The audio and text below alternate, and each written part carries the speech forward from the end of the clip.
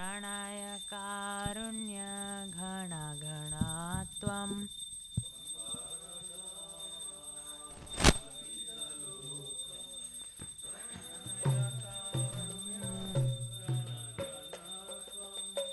प्राप्तस्य कल्याणगुणार्णवस्य वन्दे गुरो श्रीचरणारविन्दम्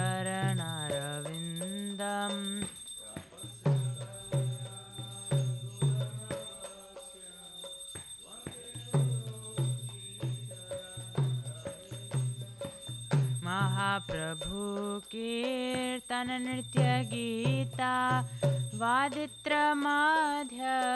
मनसोरसेना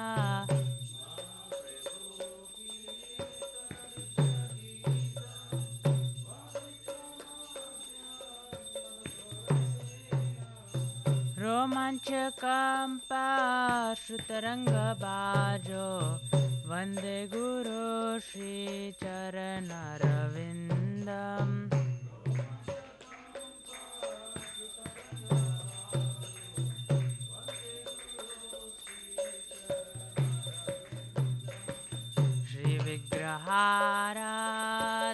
श्रीविग्रहाराधननित्यनाना शृङ्गारतन्मन्दिरमजनादो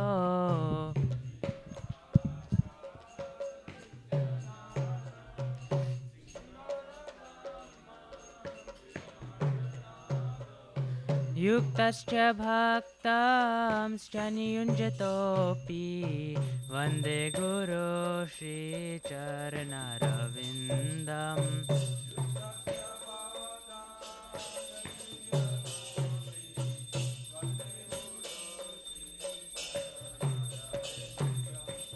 चतुर्विधा श्रीभगवत्प्रसादो स्वधनतृप्तान् हरिभक्तसङ्घम्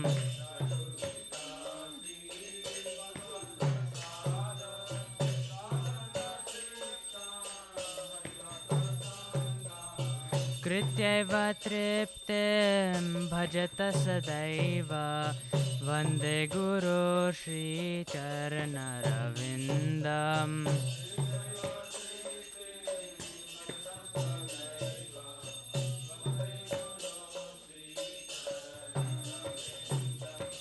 श्रीराधिका माधवयोरपारा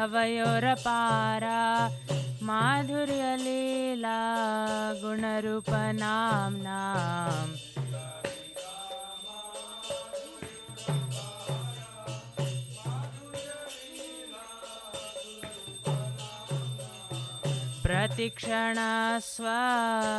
प्रतिक्षणस्वधनलोलुपस्य वन्दे गुरो श्रीचरणारविन्दम्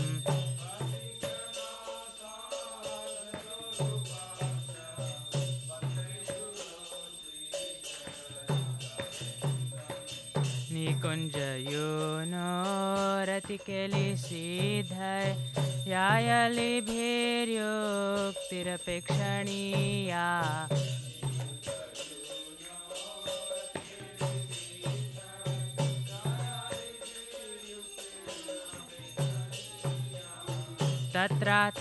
तत्रातिदाक्षात् अतिवल्लभस्य वन्दे गुरो श्रीचरणारविन्दम्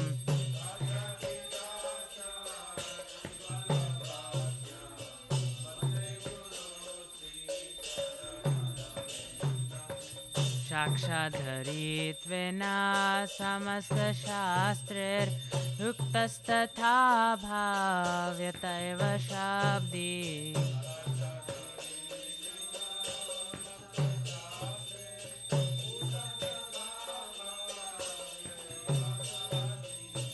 किन्तु प्रभुर्या प्रियैव तस्य वन्दे गुरो श्रीचरणारविन्दम्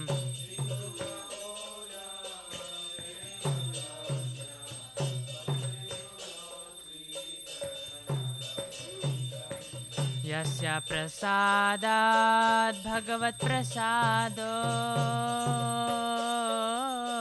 यस्य प्रसादात् न गति कुतोऽपि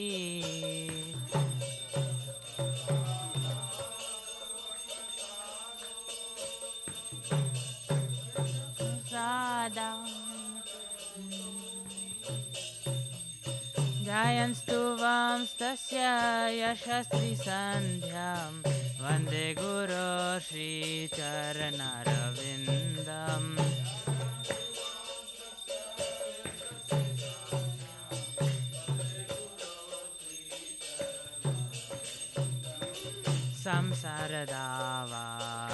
संसारदावानललीढलोका त्राणाय कारुण्य घन घना त्वम्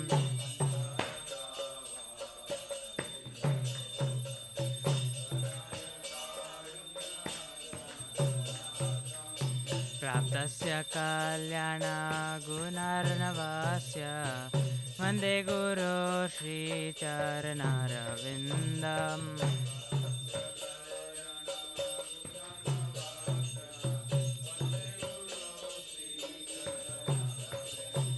नमः ॐ विष्णुपदाय कृष्णपृष्ठाय भूतले श्रीमते भक्तिवेदान्त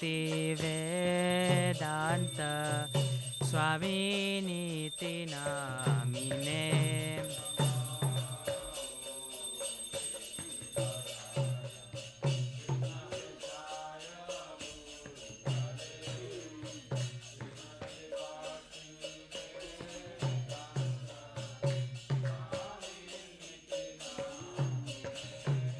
नमस्ते सरस्वती देवे गौरवाणी प्रचारिणे निर्विशेष शून्यवादी पाश्चात्यादिसतारिणे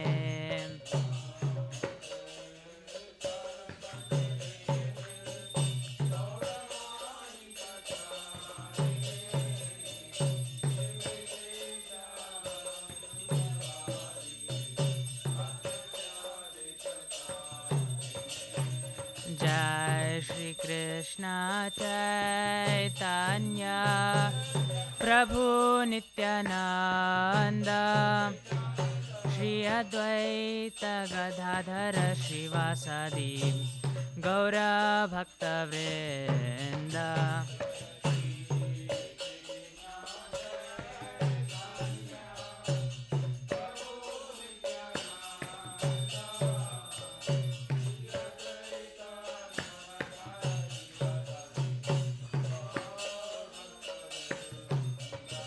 जय श्री कृष्ण चैतन्य प्रभु नित्यानंद श्री अद्वैत गदाधर श्रीवासादि गौर भक्तवृंद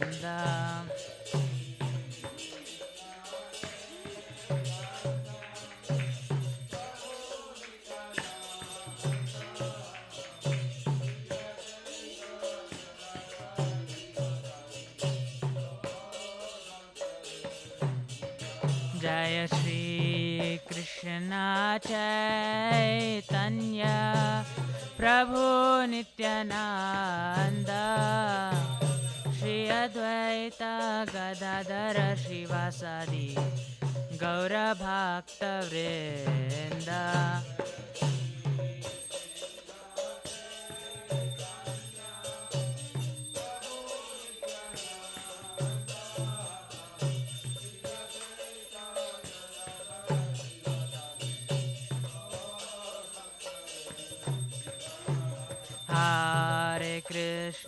Hare Krishna, Krishna Krishna, Hare Hare, Hare Rama, Rama Rama, Hare Hare.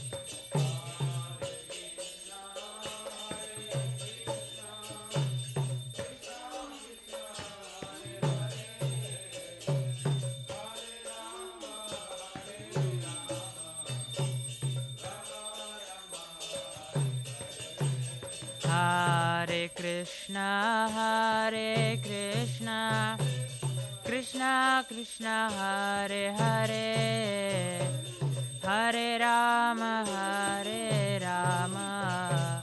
Rama Rama,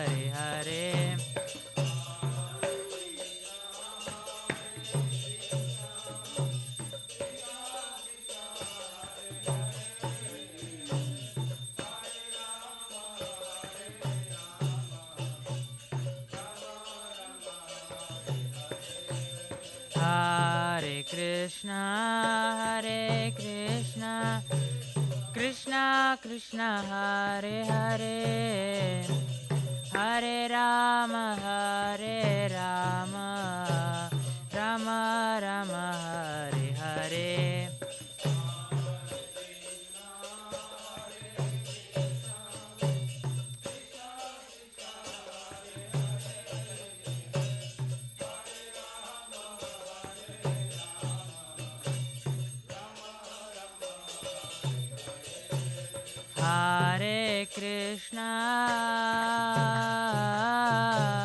Hare Krishna, Krishna Krishna Hare Hare,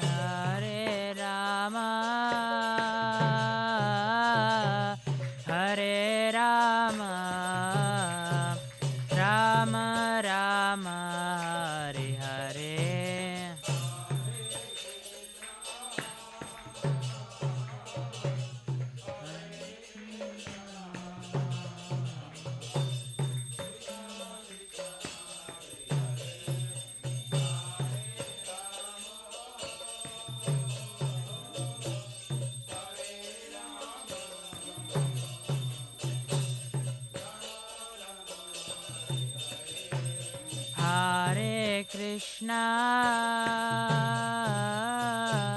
Hare Krishna, Krishna Krishna Hare Hare, Hare Rama, Rama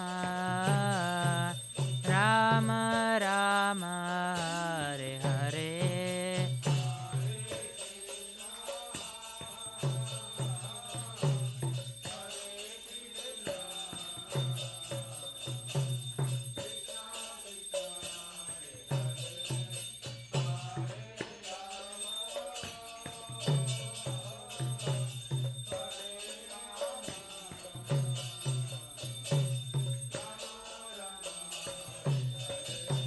Hare Krishna,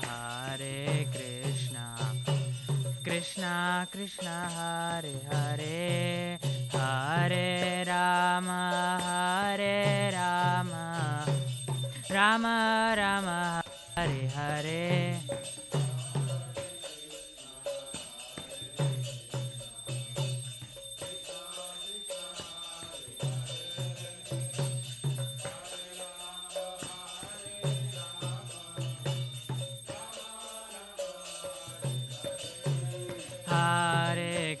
Hare Krishna, Krishna Krishna Hare Hare, Hare Rama, Rama Rama Hare Hare.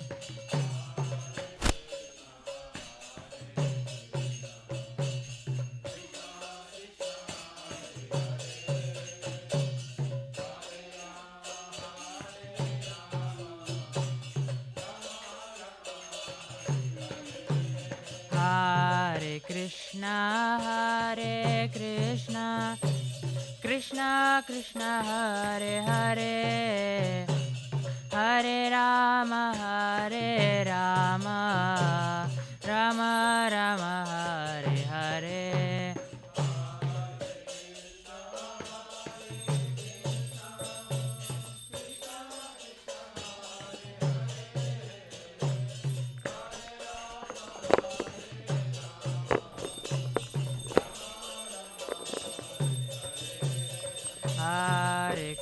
Hare Krishna, Krishna Krishna Hare Hare, Hare Rama,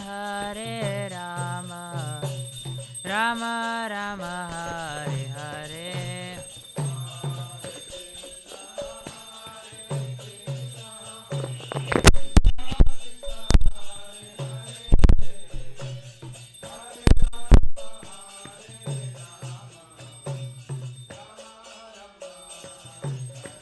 Jaya Radha Nila Madhav Radha Nila Madhav Shri Radhe.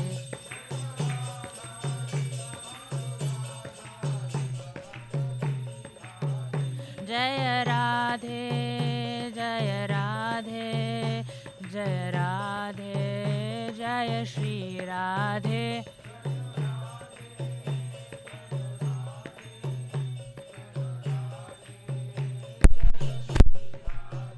जय जगन्नाथ बलदेवा सुभद्रा जय सुदर्शन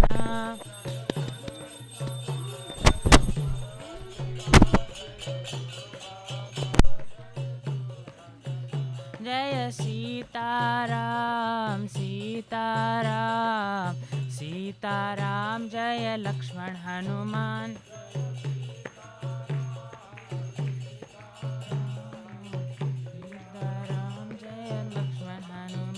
जय लक्ष्मी नरसिंह जय लक्ष्मी नरसिंह लक्ष्मी नरसिंह जय लक्ष्मी नरसिंह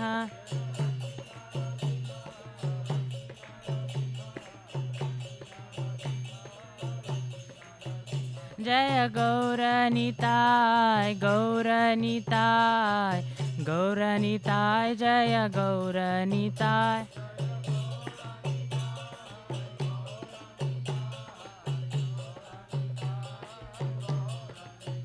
जय जय प्रभुपाद प्रभुपाद प्रभुपाद जय जय Prabhupada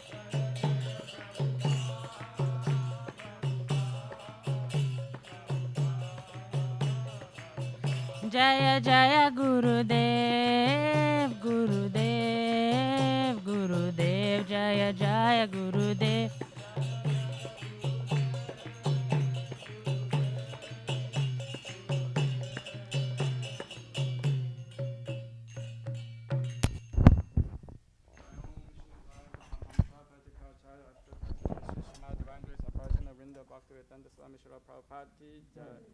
ISKCON founder, Charter Bibit founder, Charter Srila Prabhupada ki jai. Jai Om Vishnu Pada Paramahamsa Prajaka Acharya Ashtota Shata Shri Srimad Evangelist Bhakti Siddhanta Saraswati Thakur Srila Prabhupada ki jai.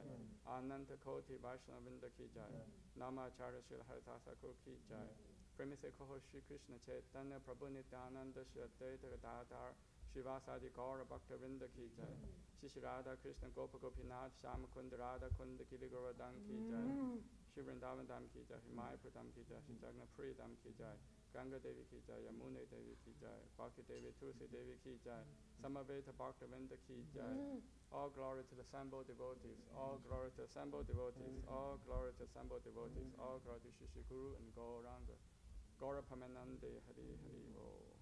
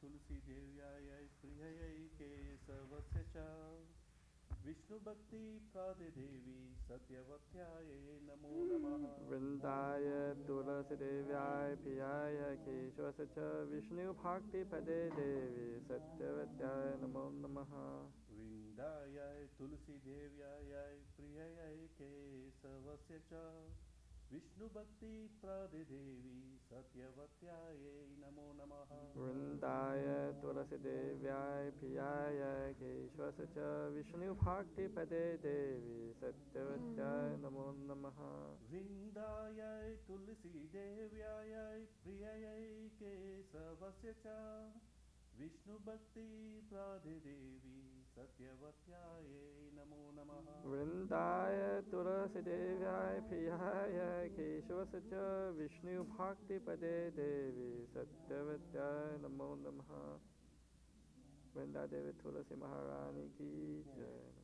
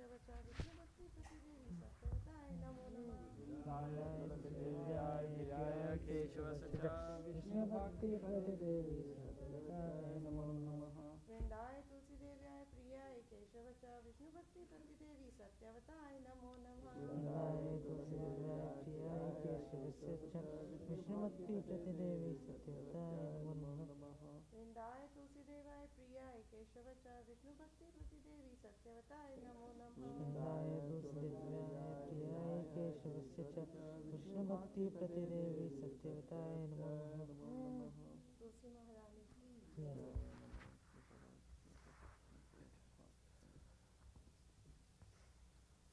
O Tulasi,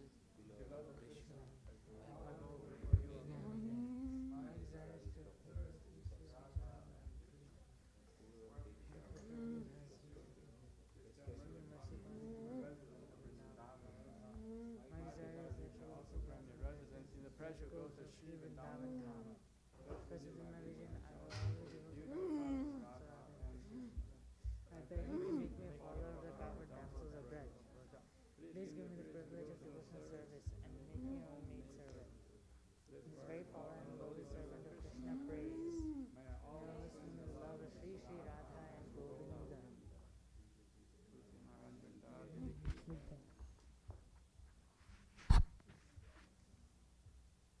There are 10 sentences in the meditation for the names that should be divided, and they are as follows. 1. To Blessing the devotees who dedicate their lives to Bhakti. oh no To consider names of demigods and Lord Shiva, Lord Brahma, kindness in the name of Lord Vishnu. 3. To disobey the orders of the spiritual master. 4. To blaspheme the Vedic scriptures and pursuance of the Vedic version. 5. To consider the glories of chanting Hare Krishna to be in imagination. 6. To give summon reputation to the holy name of the Lord. 7. To commit sinful activities on strength of chanting. 8. To consider the chanting of Hare Krishna as one of the auspicious activities offered in the Vedas as fruit of activities. 9. To To initiate the this business pursuit. 10. To To not not have have to hatred create for such chanting an of the enemy, and to maintain the virtue of kindness and understanding so many instructions on this matter. It is also known as the Inventor Vachan. Every devotee who claims to be a Vaishnava must guard and receive sentences in order to fulfill the desires of Krishna. On all the Vaishnava devotees of Lord, they are just Just like as trees I that serve compassion for fallen conditions of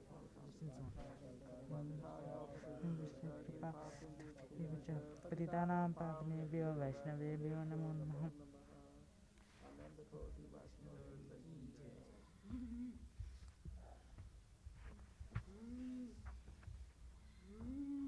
Shri Chaitanya Shikshastakam Ki Jai Cheto Darpanamarjanam Bhavamahadavati Nirvapanam Shriya Kairava Chandrika Vitaranam Vidyavadhu Jivanam Anandam Buddhivardhanam Kadipatam Purnamita Sadhanam Sarvatma Samanam Paravijayate Shri Krishna Sankirtanam Namam Adari Bhutani Cha Sarvasati Tatra Pitani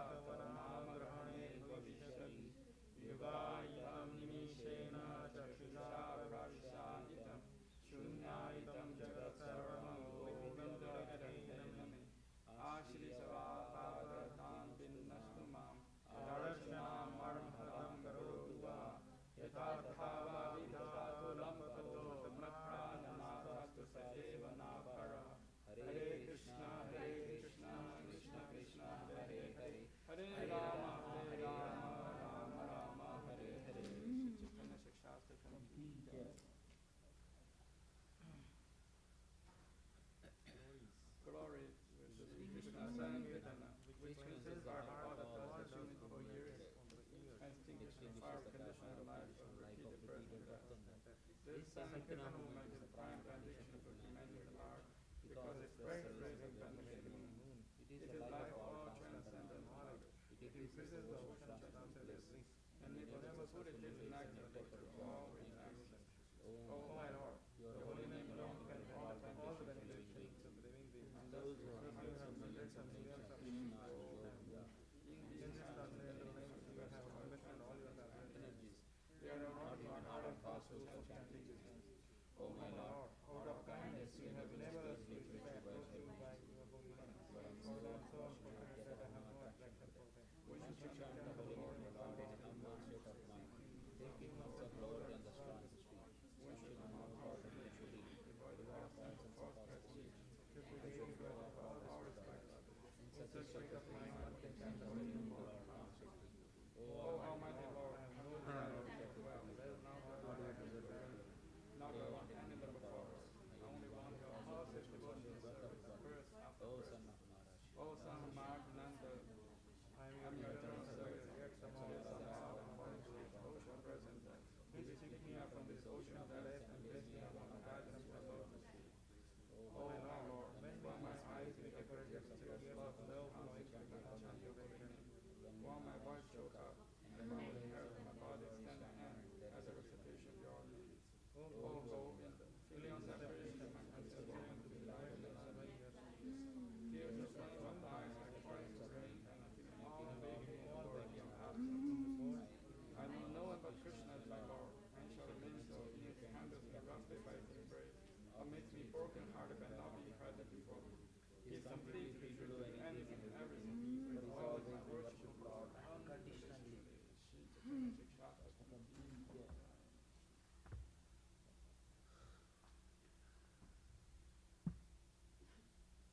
Shri Mangala Aarti prayers teacher.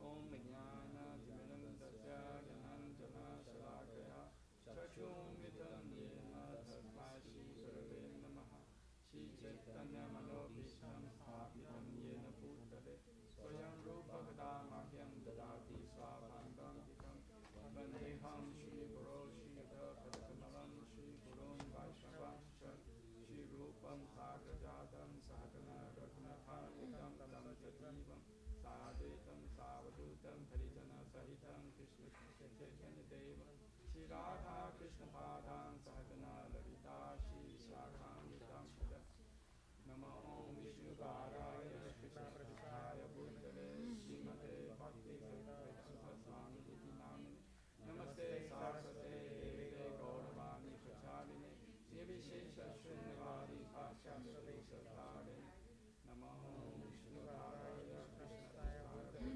Srimate Bhakti Vedanta Saraswati Iti Namine Shri Vajapani Devi Dayitaya Prapataye Krishna Sambandha Vijnana Daine Prabhave Namaha Madhuryo Tala Premadya Shri Rupanuga Bhaktida Shri Gaura Karna Shakti Vigrahaya Namostate Namaste Gauravani Shri Murtaye Dinatarine Rupanuga Virudapa Siddhantaharine Namo Gaurkishoraya Shashavadana Murtaye Vipralambara Sambhude Padambajayate Namaha Namo Bhakti-Nodaya Satchidananda-namine Gaurashakti Surupaya Rupanugavarayate Gauraya Bhava Pumistram Nirvishakritanapriya Vaishnava Goma Shri Jagannathaya Te Namaha Vanchakalpadurubhisya Kripasinudhuvaya Patitanam Pavanebhyo Vaishnavebhyo Namo Namaha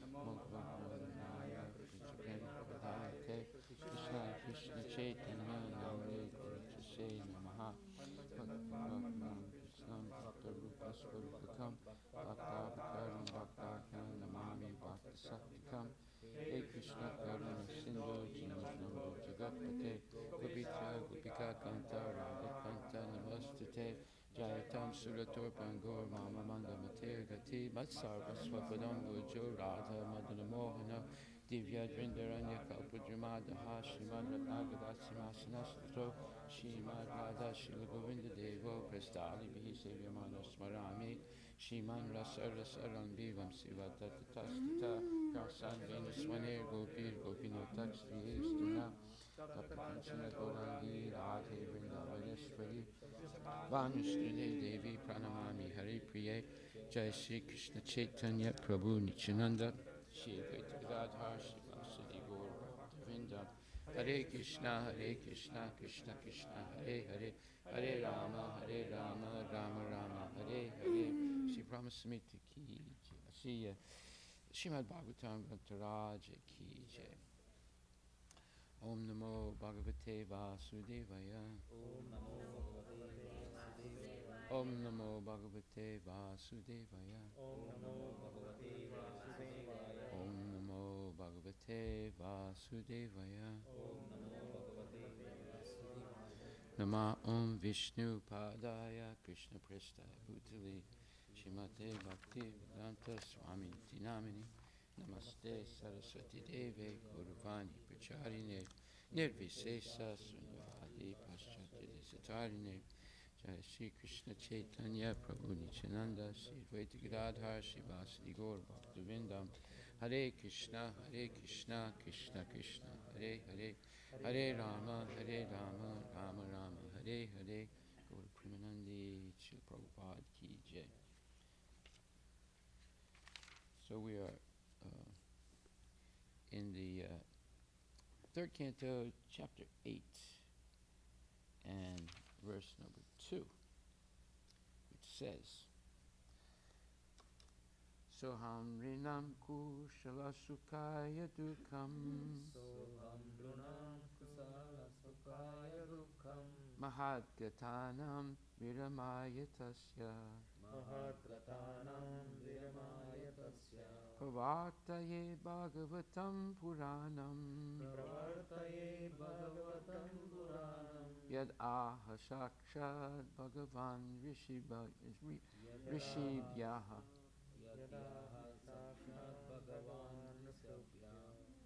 Sa that Aham I Nrinam of the human being Rusula very little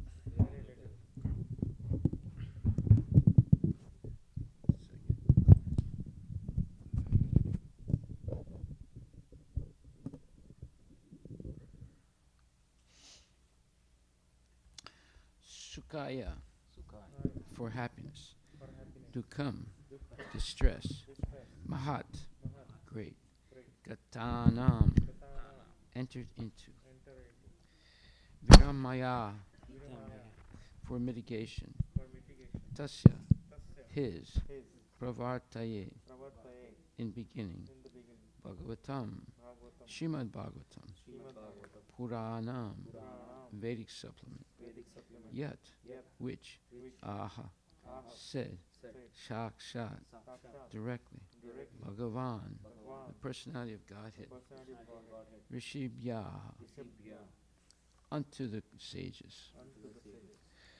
Translation by His Divine Grace A.C. Bhaktivedanta Swami Prabhupada.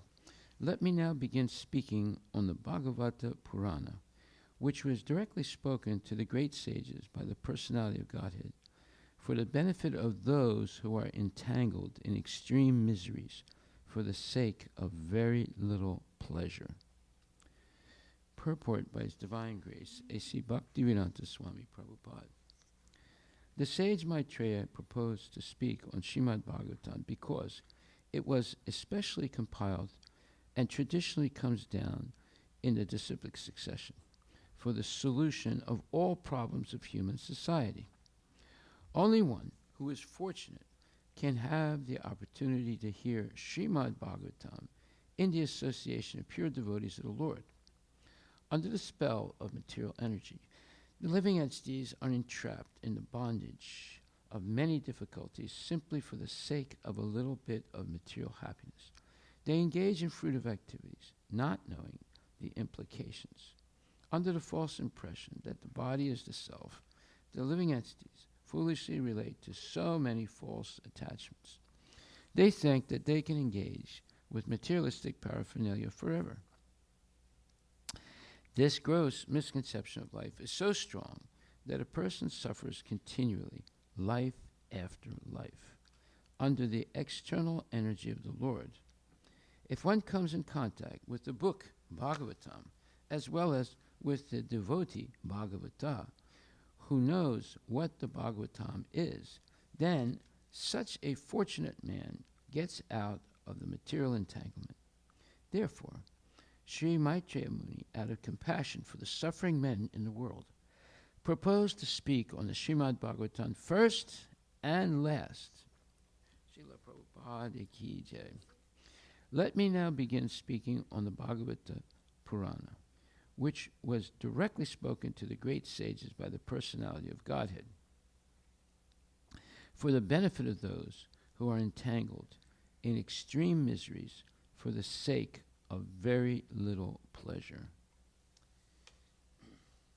So this is one of those verses, if you understand just this verse, you have all the knowledge that's being presented in the Bhagavad Gita and Srimad Bhagavatam. That's how powerful this verse and the purport is. But, not everybody realizes these things. They do speed reading. Speed reading means you miss 99% of everything, but you think you understand, but you don't really understand anything. All the speed readers I know make tons of mistakes because they're just pretending that they understand something because they speed read. It's better to read slowly and very carefully and discuss things in order to understand them.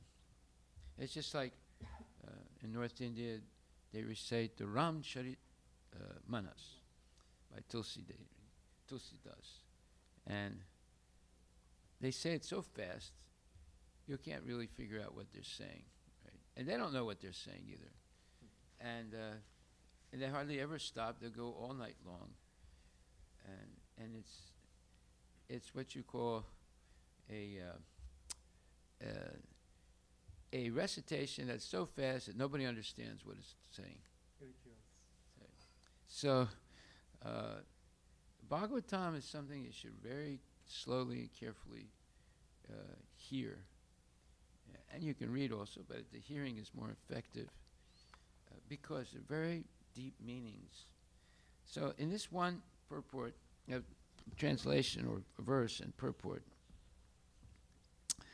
the whole, let's say, Bhagavat philosophy is being presented. So it says, so Maitreya Muni says, let me now begin speaking on the Bhagavad Purana, which was directly spoken to the great sages by the personality of Godhead. Well, what is he referring to? Well, the four Kumaras heard the Lord Narayana speak the Bhagavad Purana, or at least the four nutshell verses of it. And so originally Bhagavatam is spoken by the Lord, and then is expanded. Vyasadeva speaks it while his son Sukadeva Goswami is still in the womb of his mother, and eventually Sukadeva Goswami comes out, and then he expands it tremendously when he speaks to Parikshit Maharaj later on, when the sages of Namisaranya hear Sutta Goswami. So this is sort of like the history of the Bhagavatam. But everything starts with Krishna. And then it comes down through disciplic succession. So it says that, let me now begin speaking on the Bhagavata Purana, which was directly spoken to the great sages by the personality of Godhead, for the benefit of those who are entangled in extreme miseries for the sake of very little pleasure. That is a description of our situation and of every living entity. We are entangled in extreme miseries for the sake of very little pleasure. So, people will work hard all day long, and they look forward to nighttime where there's sleep and maybe some sex. And there's eating, and then there's sex, and there's some sleep. So they work for, let's say, from 7 or 8 in the morning to sometimes 6, 7, or 8 at night. And just to enjoy a few minutes of sense gratification, and then they go to sleep, and then start over again. And they can pass a whole lifetime like that, like 50, 60 years doing that. And then, obviously, living like that, it does not give you much stamina, and you eventually get weaker and weaker and sick, and you die. That's a description of most people's lives. And the only reason they're willing to go through all that difficulty, which is called the struggle for existence, karsati means the struggle for existence, is for a little bit of sense gratification. As it says here, who are entangled in extreme miseries for the sake of very little pleasure.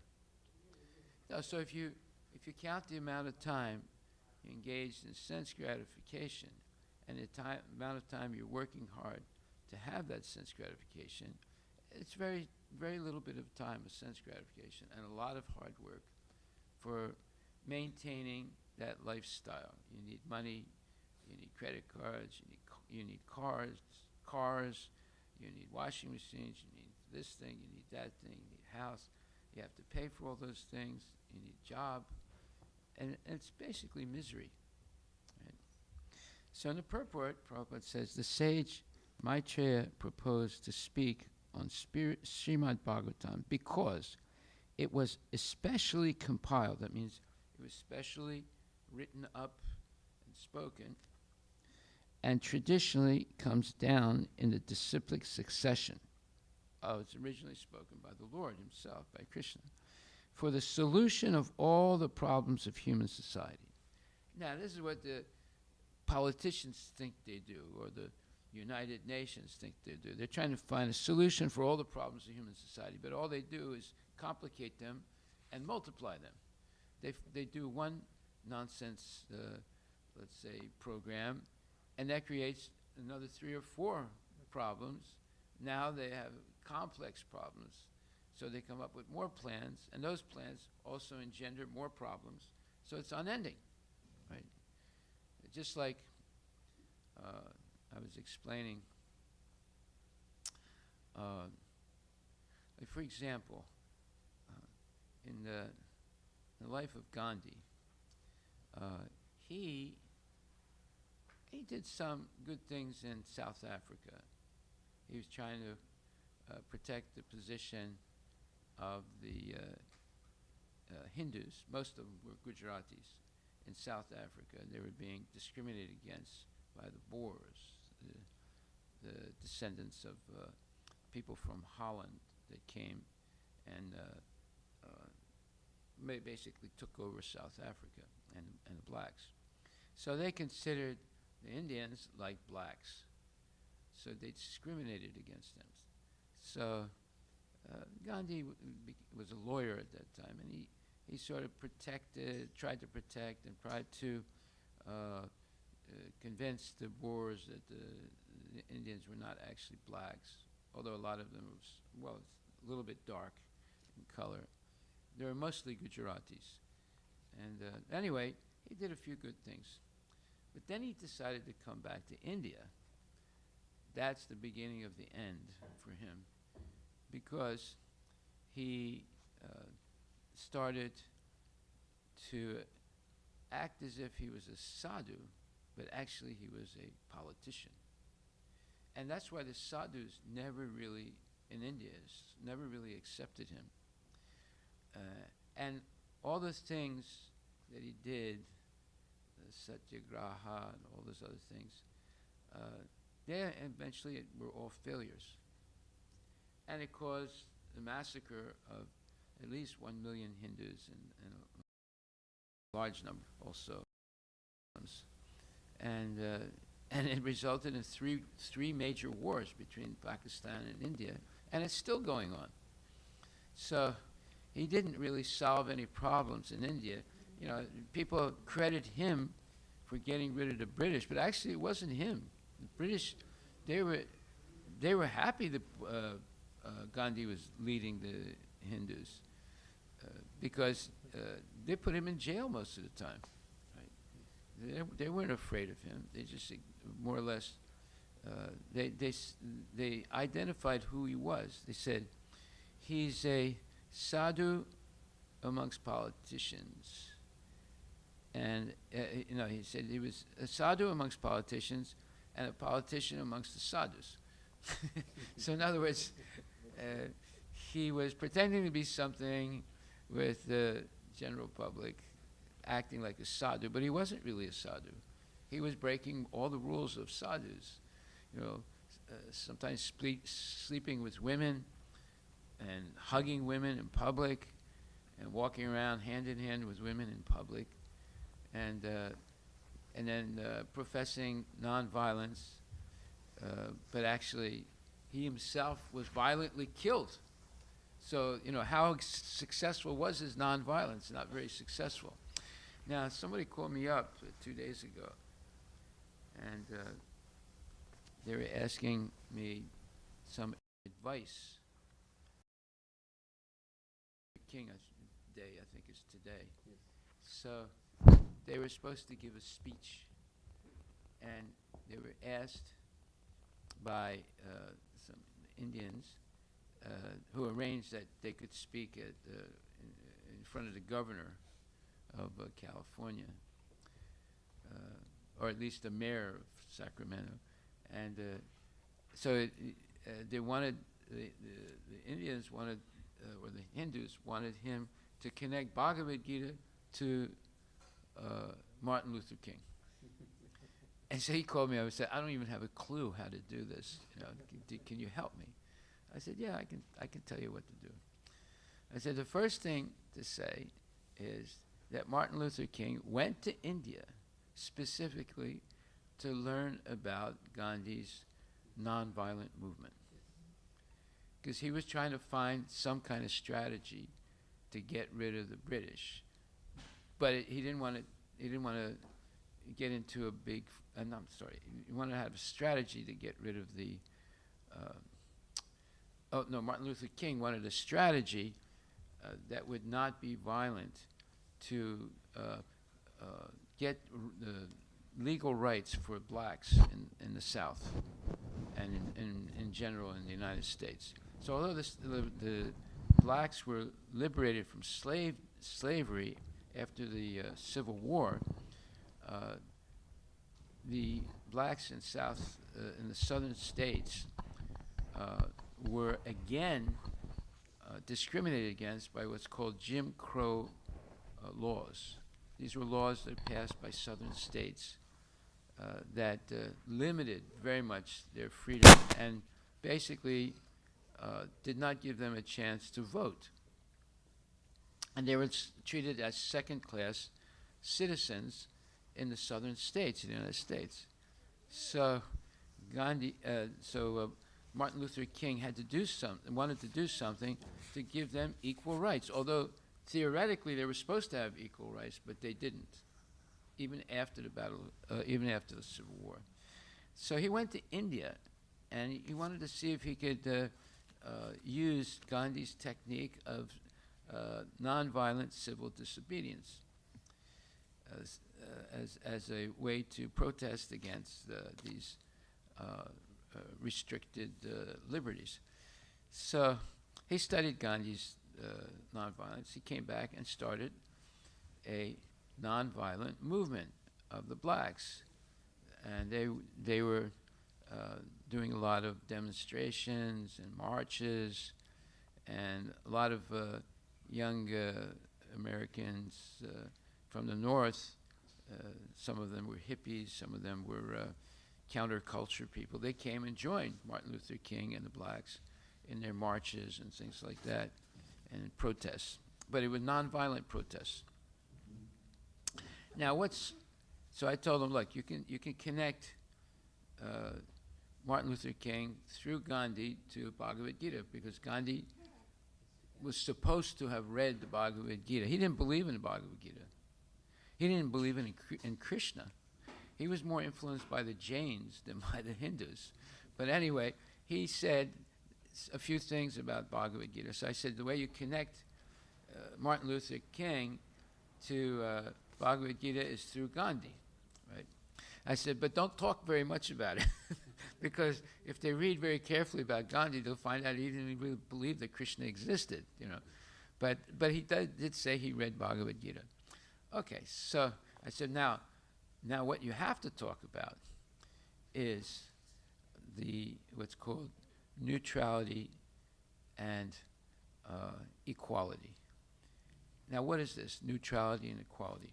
So when you read the verse in Bhagavad Gita 54, Brahma Bhuta Prasanatma Nasochiti Nakansati Samak Sarve Sabhute Sumad Bhaktim Labhate Param. So this says basically that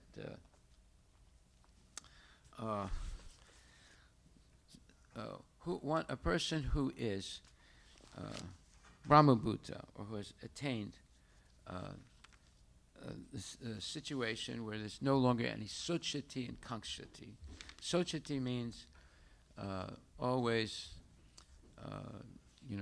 lamenting, and kankshati means always having hankerings. Hankerings means excessive material desires that you can't get out of your mind for sense gratification. So, Brahma Bhuta Prasanatma, one attains this Brahma Bhuta stage, which is the beginning of transcendental life, by becoming Prasanatma, meaning Prasana Atma means that your mind is fixed on the joyfulness of becoming Krishna conscious. See, Prasana means happiness or joy, and Atma means Atma has three definitions. It is the body, the mind, or the soul. And that's why you have to be careful when you read the word Atma in Sanskrit. You have to see the context in which it's used. So whether it's used as the body or the mind or the soul. In this context, Prasanatma, he's talking about the mind. Okay, so one becomes happy. And why? Because there's no more sochati and kankshati. There's no more lamentation because you lost something. And there's no more hankerings, obsessive desires, or recurring desires that you can't get out of your mind for sense gratification. And then samak sarve sabhutesu, you are equally friendly with all living entities. You don't discriminate. So now there's an introduction of this idea of neutrality and equality, which is superior to Prasanatma. It's a superior stage in what you would call Brahma Bhuta, transcendental life. So what does this mean exactly?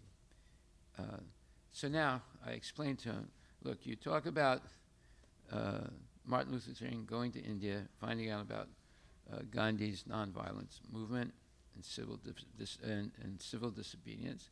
Then Martin Luther King comes back, and he uses this technique of nonviolent civil disobedience to straighten out the political problems of the blacks. And he succeeded. But he was, like Gandhi, he was assassinated. Now the question is, why were these two people, Gandhi and Martin Luther King, both espousing or both following nonviolence, why were they violently killed? Because they both used nonviolent and civil disobedience as a political tool.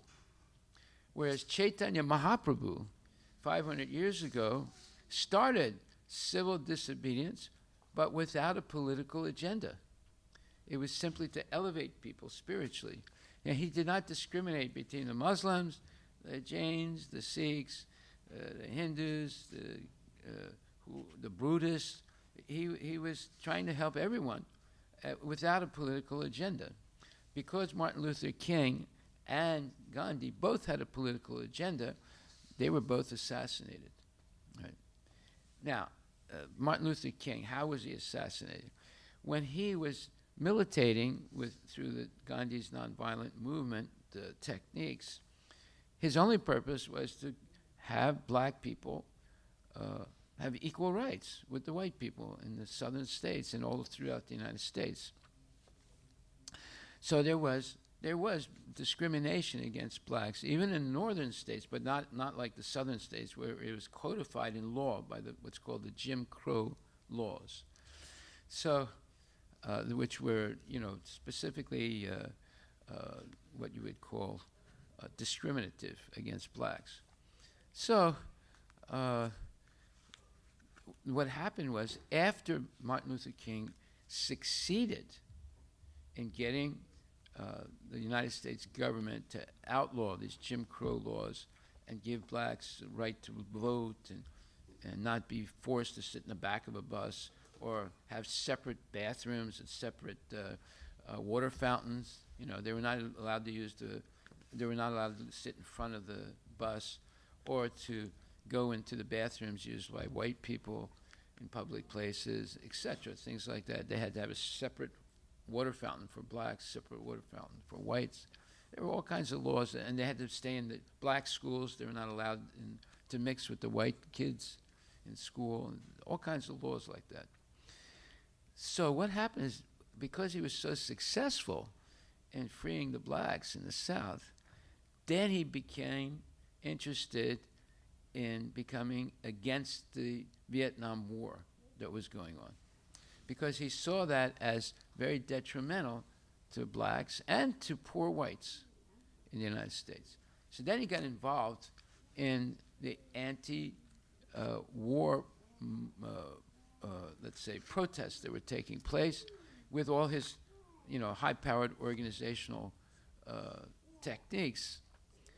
That's when he was assassinated, because he was now, it wasn't getting equal rights. It was all about fighting the government who's engaged in this Vietnam War, and therefore he had a political agenda now. That's when he was assassinated, right? So I said, but don't explain it like that, I said, because they'll get angry if you say that. I said, look, just go talk a little bit about Martin Luther King and going to India and adopting nonviolence, and then go straight to equality and neutrality. Now, what does that mean? So if you look up Bhagavad Gita in the 6th chapter,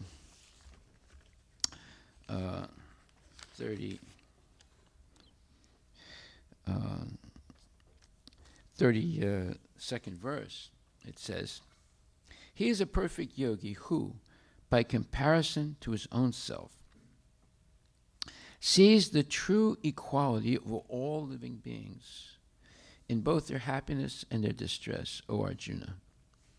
And in the purport it says, "One who is Krishna conscious is a perfect yogi. He is aware of everyone's happiness and distress by dint of his own personal experience. The cause of the distress of a living entity is forgetfulness of his relationship with God. And the cause of happiness is knowing Krishna to be the supreme enjoyer of all the activities of the human being, the proprietor of all lands and planets, and the sincerest friend of all living entities." So that is the paraphrase of Bhuktaram Yagatapasam Sarvaloka Maheswaram Suridam Sarvabhutesu.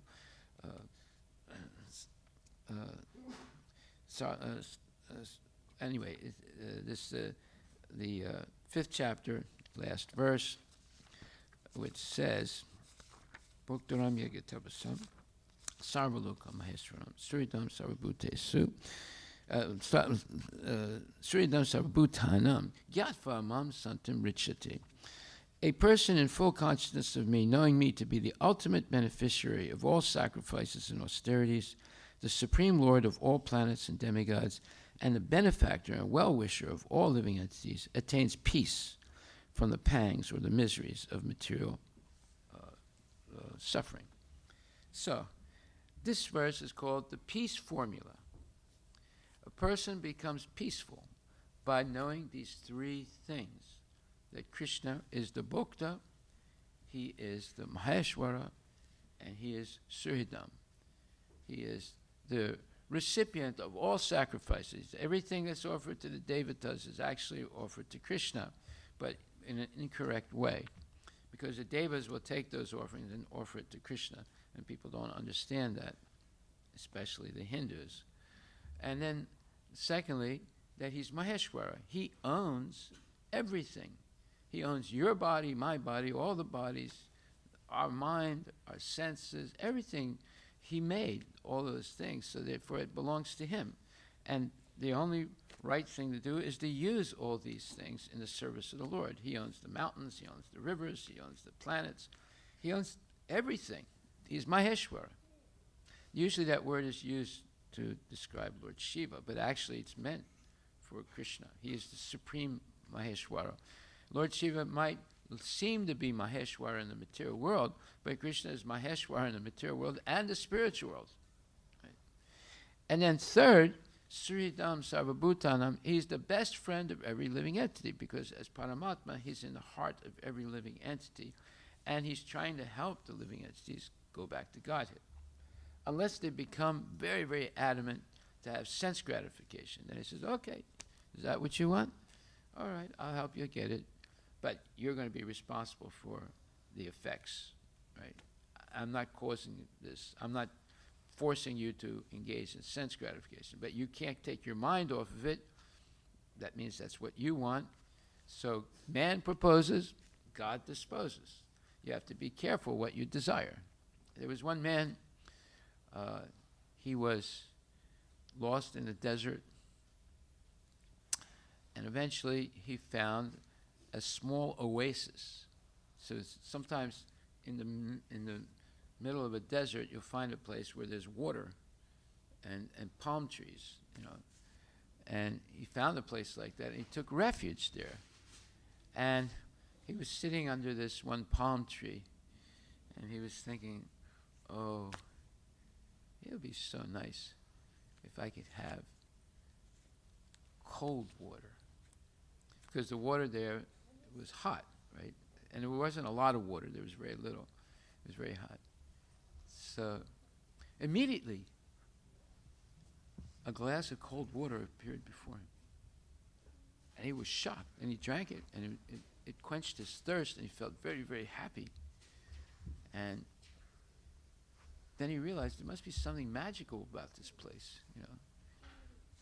So then he said, oh, it would be so nice if I could have some nice food. All of a sudden, a table appeared, and it was full of dishes of very succulent food. And he was like shocked.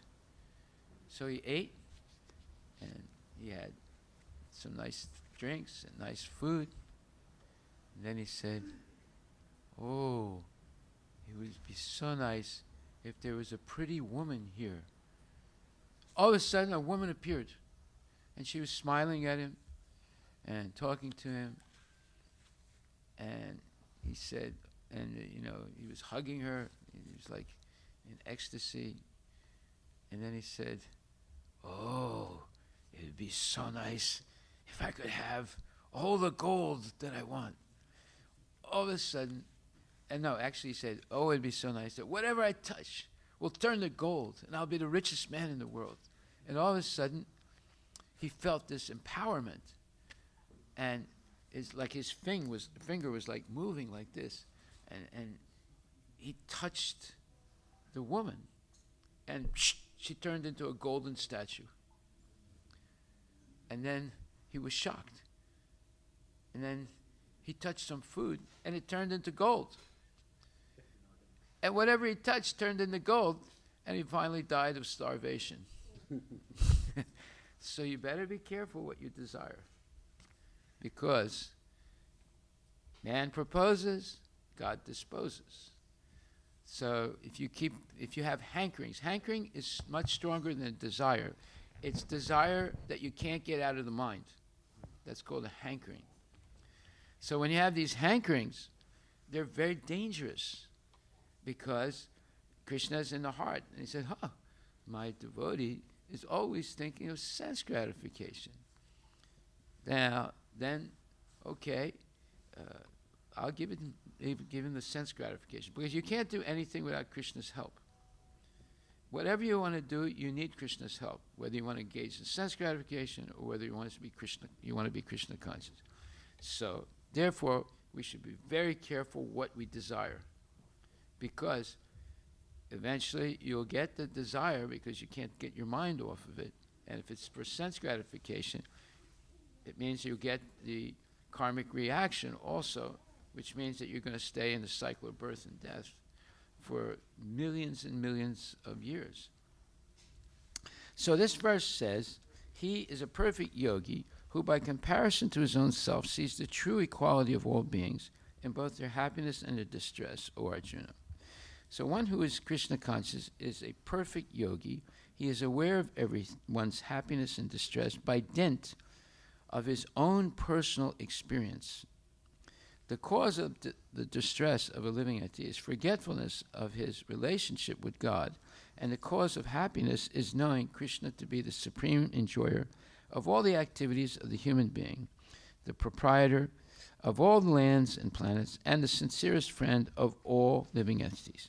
The perfect yogi knows that the living being who is conditioned by the modes of material nature is subjected to the threefold material miseries due to forgetfulness of his relationship with Krishna. There, in a few sentences, he's explaining why people suffer. What is it? It's that they forget their relationship with Krishna or God. And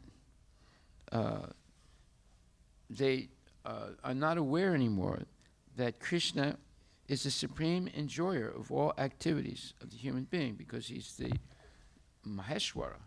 He owns everything. And he's proprietor of all lands and planets, etc. And the sincerest friend of all living entities. So he forgets all these things. And therefore, he becomes conditioned by the modes of material nature, and then he becomes subject to the three types of miseries. Miseries of this body, miseries caused by other bodies, and miseries caused by, tsunamis and cataclysmic events, so forth. And all this is because he's forgetfulness of his relationship with Krishna.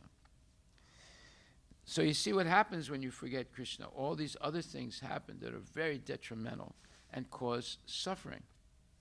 And because one in Krishna consciousness is happy, he tries to distribute the knowledge of Krishna consciousness, or Krishna everywhere. So when you become Krishna conscious, you have the duty to spread Krishna consciousness to others. It doesn't mean, now I'm Krishna conscious and I'll very happy living the rest of my life with my family and my relatives. And no, someone who's Krishna conscious, now they have the duty to spread Krishna consciousness to others, to preach actively every day to whoever you meet. And fortunately, in Kali Yuga, almost everyone you meet are not Krishna conscious. So this means it's ecstasy for the devotee preacher. He can be preaching every day, all day. Right? So that's called equality. He sees that's called neutrality. He is not prejudiced toward anyone because he sees that everyone has a relationship with Krishna, but they've simply forgotten it. And so he tries to instruct them to remember. And how do you improve your memory? By chanting Hare Krishna. Right? We saw that, 8th chapter, 8th verse. That's the best way to improve your memory. You don't have to take any Ayurvedic drugs or Ayurvedic herbs to improve your memory, or you don't have to buy any chemicals to improve your memory. You just chant Hare Krishna, Krishna, Krishna Krishna, Hare Rama, Rama Rama, Hare. And you'll remember, I was originally with Krishna. And that is who I am actually. I'm the eternal servant of Krishna. All this will come back into your memory. So since the perfect yogi tries to broadcast the importance of becoming Krishna conscious, he is the best philanthropist in the world. So one time there was this one leader in our movement.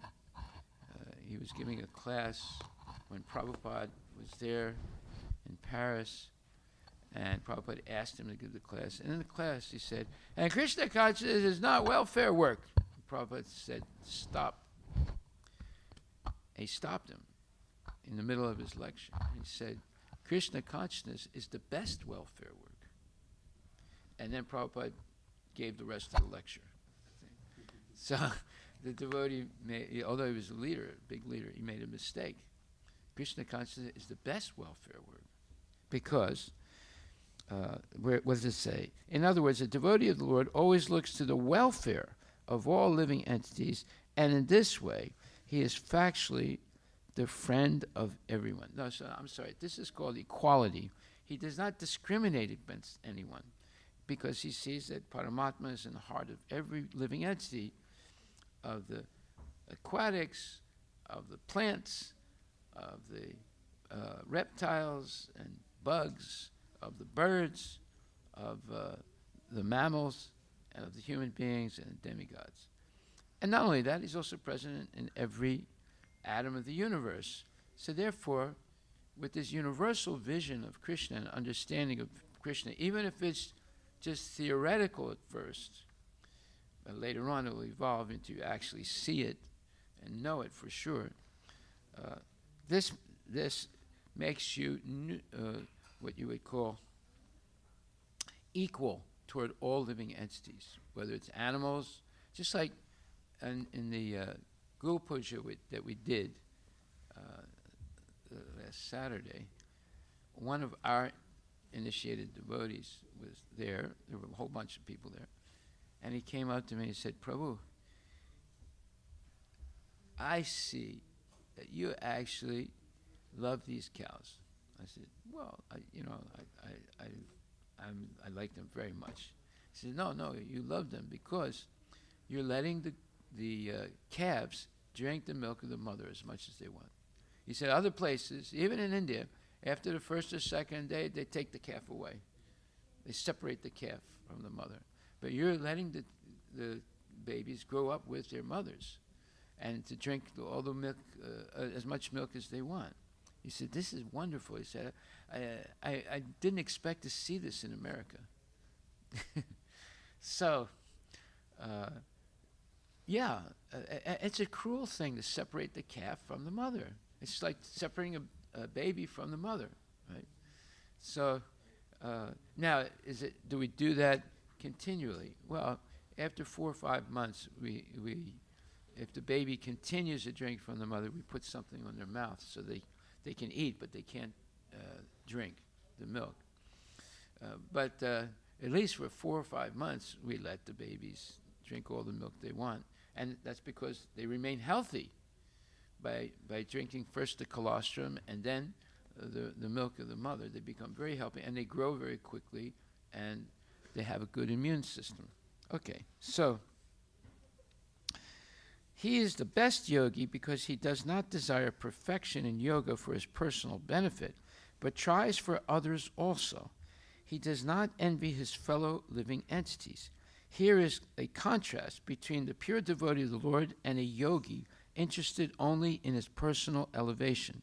The yogi, who has withdrawn to a secluded place in order to meditate perfectly, may not be as perfect as a devotee who is trying his best to turn every person toward Krishna consciousness. So that's neutrality.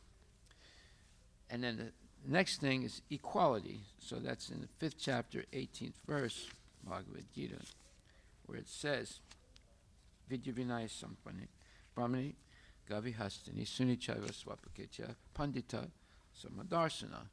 So it says, the humble sages, by virtue of true knowledge, see with equal vision a learned and gentle Brahmana, a cow, an elephant, a dog, and a dog eater. So then in the purport it says, a Krishna conscious person does not make any distinction between species or castes. The Brahmana and the outcast may be different from the social point of view, or a dog, a cow, and an elephant may be different from the point of view of species, but these differences of body are meaningless from the viewpoint of a learned transcendentalist. This is due to their relationship to the Supreme, meaning Krishna, for the Supreme Lord, by his plenary portion as Paramatma, is present in everyone's heart. Such an understanding of the Supreme is real knowledge as far as the bodies are concerned in different castes or different species of life. Now, in the context of Martin Luther King and his day today that they're celebrating, the connection between Martin Luther King and Bhagavad Gita is through these, it's not because he got what you would call assassinated like Gandhi. It's because he used nonviolence as a tool to free the blacks and make them equal with the whites as far as the law is concerned. But we explained that he got assassinated because he tried to do the same thing in his anti-Vietnam War, preoccupation after he freed the blacks. So anyway,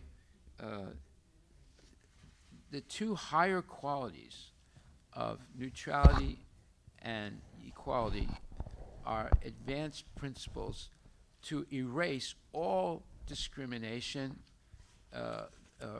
what you would call abusive discrimination, and to make a person completely peaceful, not involved in polemics, not involved in arguing, not involved in any kind of antagonistic behavior.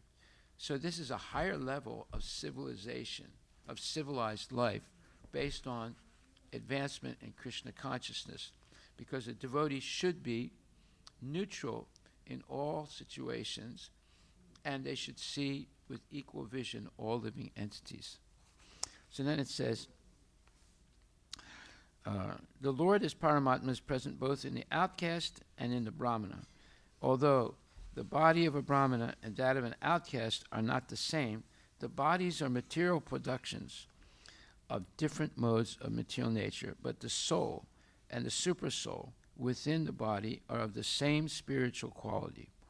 The similarity in the quality of the soul and the supersoul, however, does not make them equal in quantity, for the individual soul is present only in that particular body, whereas the Paramatma is present in each and every body.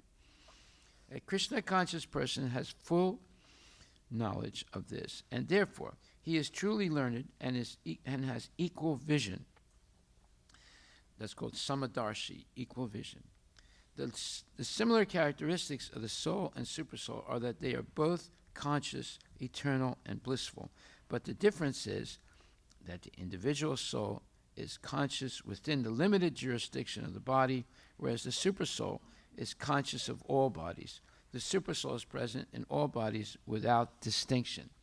So this is the solution to all prejudice, to all racism, to all types of superior and inferior types of ways people look at others. This is what Martin Luther King was hinting at in his speeches, especially the most famous speech he gave, which was at in front of the White House in Washington, D.C. But he did not have a complete understanding of this neutrality and equality. He had a good understanding of equality, but it was on a bodily level, not on a spiritual level. Although he was a minister, he was a preacher, he was a Christian preacher, and he said a lot of things that resonated with the people, and some of those things were correct, but he didn't have the full, let's say, spectrum of the truth, and because of that, he violated neutrality and became a very prominent advocate of anti-Vietnam War, and that's why he got assassinated. Of course, I told them, don't say that in public because they'll get upset. Just talk about neutrality and equality, and people will be very appreciative of the speech you give, and you also connect Martin Luther King to Bhagavad Gita in that way. So my friend is going to give that speech today in front of the mayor of Sacramento, and maybe even the governor, I'm not sure. Okay, so coming back to this purport, you see, many of the purports of Prabhupada are so powerful and so inclusive that the whole philosophy of Krishna consciousness is presented in one little chapter, or not even a chapter, in one paragraph. So here's a one-paragraph purport, and it says, under the false impression that the body is the self, the living entities foolishly relate to so many false attachments. They think that they can engage with materialistic paraphernalia forever.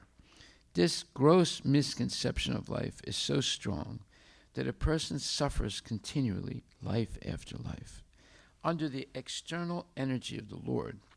If one comes in contact with the book Bhagavatam, as well as with the devotee Bhagavata, who knows what the Bhagavatam is, then such a fortunate man or woman gets out of the material entanglement. Therefore, Sri Maitreya Muni added compassion for the suffering men in the world. So it's not only to help Vidura. What he's speaking is for the benefit of everybody. Right? That's why we're hearing it today. 5,000 years later, we're hearing it today. Right? Therefore, Maitreya Muni, out of compassion for the suffering men in the world, proposes to speak on the Srimad Bhagavatam first and last. That means it is the beginning, the middle, and the end of all knowledge. You don't need to read any other book. Right? All knowledge is there, whether it's mathematics, whether it's geography, whether it's geometry, whether it's this theory or that theory. No, all the bona fide knowledge is in the Bhagavatam. It's not based on speculative theories. Therefore, that's why he says he proposes to speak on the Srimad Bhagavatam first and last. So this is a very emphatic statement by Prabhupada here, and we should take it seriously. In other words, the ultimate goal of Krishna consciousness is to accept that Krishna is the Supreme Personality of Godhead,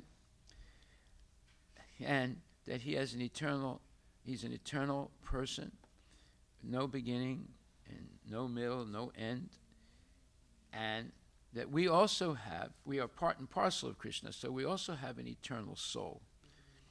And our soul is never going to die, but it can go into a state of forgetfulness due to our attraction to the body and to material sense gratification. So to break that very strong knot of attraction, not N-O-T, but K-N-O-T, a knot. You tie a knot, you tighten it real hard. So it's such a hard knot that it's almost impossible for people, it is impossible for people to liberate themselves from that knot of attachment by themselves. They need the help of bona fide gurus and bona fide spiritual masters to help them. But a bona fide spiritual master knows Bhagavad Gita and Srimad Bhagavatam and how to explain it and how to give the finer points. And therefore, it's absolutely necessary to have the association of such elevated souls. Then you can break that very hard knot of material attachment to the body, to the family, to the nation, to the ethnicity, to the race, and to everything that is not transcendental. So the devotee now transfers their interest from asat to sat, to what is temporary to what is eternal. Most people are only concerned with things that are temporary. Cars, houses, 401ks, all these things, they're all temporary things. And family, like you can say, well, which family are you talking about? You took already 8,400,000 births and deaths. So you've had, theoretically, 8,400,000 families. So which one are you talking about? You see. So people don't realize these things, and they stay very, very attached. And because of that, that hard knot never is undone, and therefore they continue birth after birth in the cycle of birth and death. If you talk about a family, the real family is Achyuta Gotra. Krishna's family, that's an eternal family, that's Sat. Achyuta Gotra. So sometimes when you have a puja, the Pandit would say, what is your Gotra?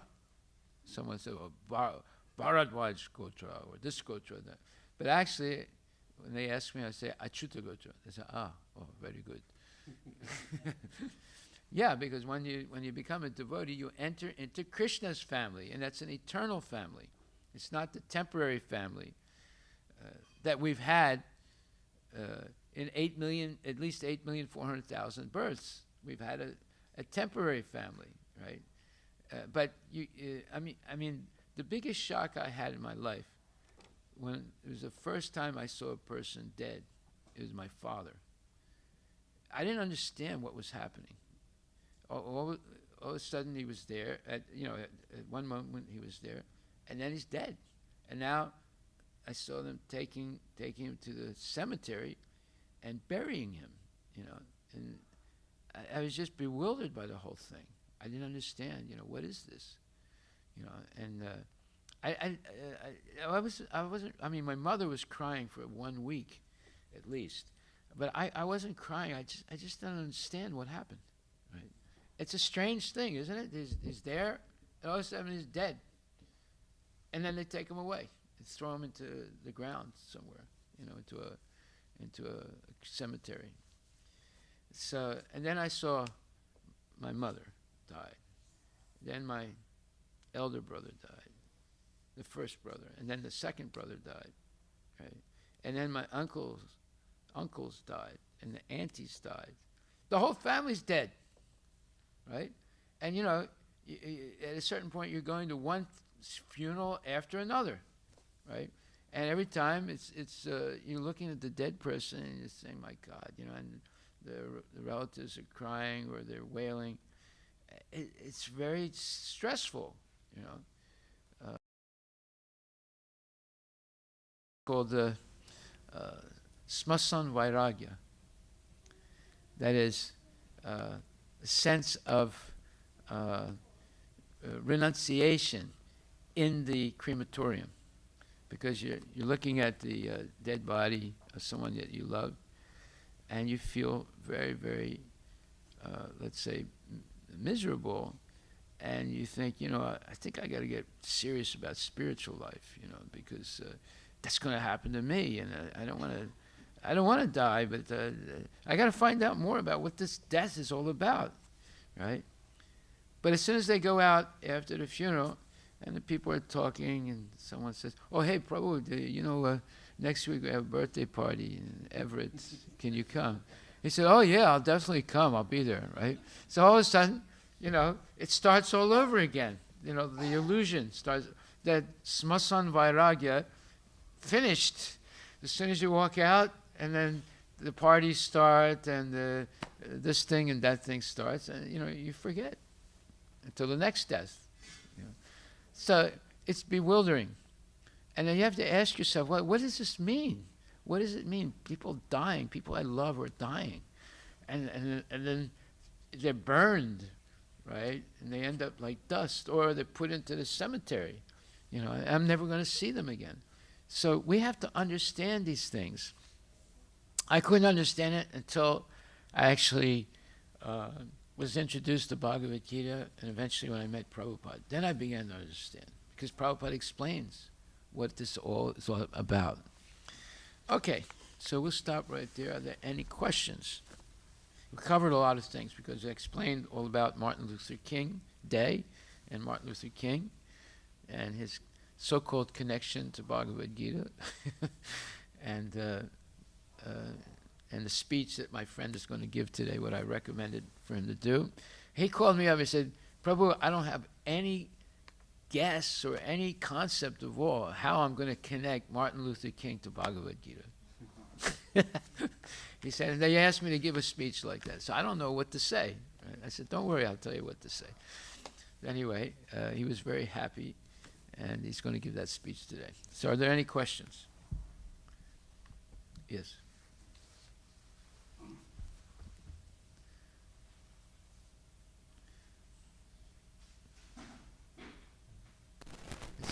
It's not on. Okay. Hello. On. Yeah. Go ahead. Hare Krishna Maharaj. Okay. Oh, please forgive me if my question is wrong or if I'm ignorant. Okay. Just going back to. Your question is what? If my question is wrong or if I'm ignorant. Okay. Your question is if what? If my question is wrong. Wrong. Yeah. No. Yeah. I didn't hear you say anything wrong yet. I'm just little scared of this question. Don't be afraid. And also, please forgive. I only bite people after 10 o'clock.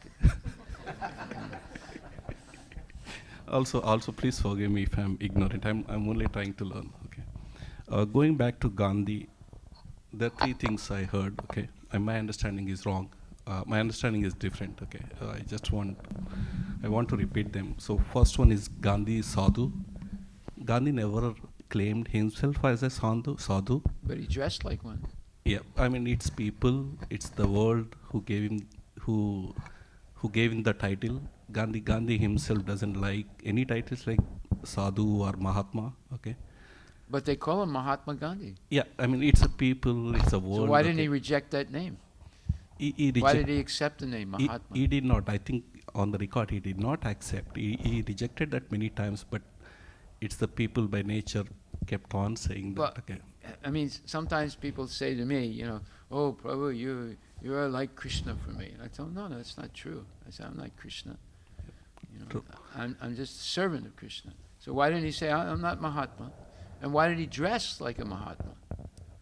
All the time, for years, he dressed like a Mahatma. I think he dressed just the lion cloth, okay, because my understanding is that, okay, in India, even today, more than 50% of the people are under poverty, and then like 75 years back, even the poverty was even more. He wanted to be like a very common person in India, okay, and it was like many people in India then did not wear shirt, okay, so they were wearing only like a dhoti, okay. I think he wanted to connect with the people. My understanding, he wanted to look like a common man, okay. That was the reason. But again, the people and the world try to give titles and try to see different personalities in him like sadhu.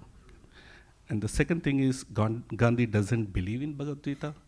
He doesn't believe in what? Gandhi doesn't believe in Bhagavad Gita and Krishna.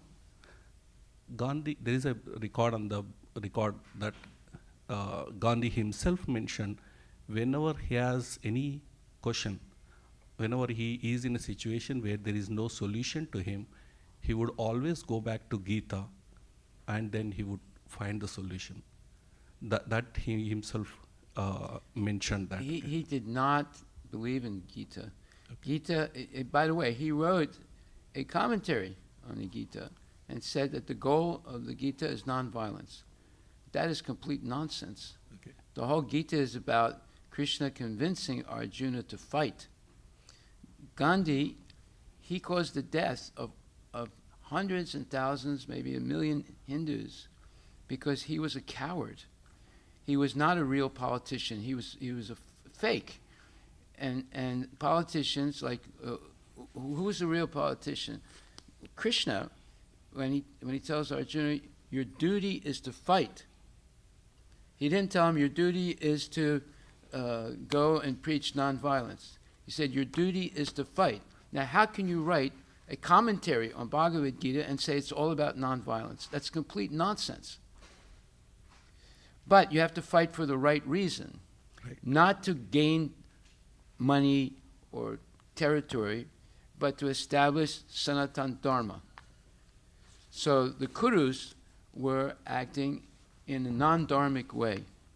Although they were relatives of Krishna, they knew Krishna personally, but yet they were acting in a wrong way by denying the Pandavas to be kings of the Kuru dynasty. So therefore, they were engaged in sinful activity.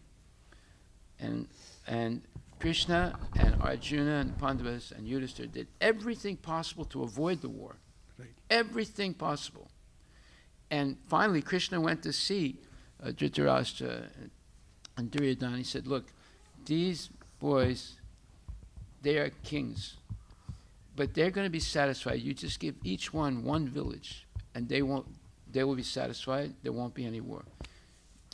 And Dhritarashtra, Duryodhana said, we won't even give them enough earth to put a pin into. That was the last straw. After every effort Krishna made and Yudhishthira made to avoid war, by that statement they understood that there was not going to be any agreement. And then Krishna ordered them to fight. They didn't want to fight. I mean, Arjuna didn't want to fight at all, because that's their extended family. And his guru was on that side. Duryodhana, Dronacharya was his guru. And then the grand sire of the entire Kuru dynasty, Bhisma, was on that side, right? But Krishna said, your duty is to fight. Now, how can Gandhi write a Bhagavad Gita commentary and say it's all about nonviolence? Does that make sense? I didn't read that. I need to read that now. Huh? I need to read that, okay? It doesn't make sense to me. I need to read that, okay? Okay, but because he was so adamant about it, it caused the death of approximately 1 million Hindus and the disruption of Bharat. But again, in the case of Martin Luther King as well as Gandhi, then even now, okay, if non-violent is not the right strategy, what strategy is? No, nonviolence is the right strategy, like Lord Chaitanya did it. He did it without a political purpose. He did it simply to elevate people. But both Gandhi and Martin Luther King made the fatal mistake of using nonviolent civil disobedience as a political strategy. That's why they were both assassinated. But they both were in the political, I mean, they were fighting for the people's rights, right? I mean, I did not understand. So did Lord Chaitanya. He was fighting for the people's right to do Harinam Sankirtan and not be stopped. The people who wanted to stop him was not really the Muslims. It was the Brahmanas who wanted to stop him, because their business was being interrupted by Lord Chaitanya. Their business of doing pujas and things like that, which was the way they make money. The Lord Chaitanya was just getting all the people, and by the way, even the Chaitanya Charitamrita, people objected against it because it was in the vernacular language in Bengali rather than being in Sanskrit. The Brahmanas always insisted everything has to be in Sanskrit, right? And but this way, by putting it into Bengali, the common people were able to read it and understand. You see. So anyway, I don't want to get off subject. So you continue. Go ahead. Yeah, the one last thing that again, this one we kept hearing more often in outside as well, that the Gandhi is a Jain or followed the Jainism. In fact, Gandhi born in Hindu family. He is born into Vaishnava family, and he also, until his death, okay, he was a Hindu. But Gandhi also read not just Bhagavad Gita, but also read the religious books of other religions as well, okay, the books of other religions. And then the Jainism and the Sikhism, they evolved from the Hinduism. They are not completely different. The core principles there are very similarity between Hinduism and the Jainism and the Sikhism. He might have followed many principles of the Jainism, but they're not different from Hinduism. Okay. That's my understanding, okay. Okay, now I'm going to say something now that I've been holding back to say, but I'm going to say it now. The word Hindu is made by the Muslims, not by the Hindus. And the word India is made by the British, not by Sanskrit. that means that the Hindus, or so-called Hindus, they're defined by the Muslims and the British. Until they get rid of those two names, they're always going to be misled. There's no such thing as Hindu. It was a mispronunciation of the Muslims of the Sindh River. They couldn't say Sindh, so they said Hind. And all of a sudden, anything on the other side of the Sindh River is Hindu, right? And then the British, they said they're Indians. But the Indian was a name, a pejorative name for conquered people. Right. So you have the American Indians, you have the Canadian Indians, you have the Caribbean Indians, you have the South American Indians, and they have the Indians in India. See, it's a name of conquered people. So unless they get rid of those two names, Hindu and Indian, they're being defined by outside people. They're not being defined by their own real culture. It's actually Bharatiyas or Bharat. That's the real name of that land, right? And it's also they are not. Their religion is Varnashram Dharma or Sanatan Dharma. It is not Hindu. As long as they keep these two names, they're always going to be failures.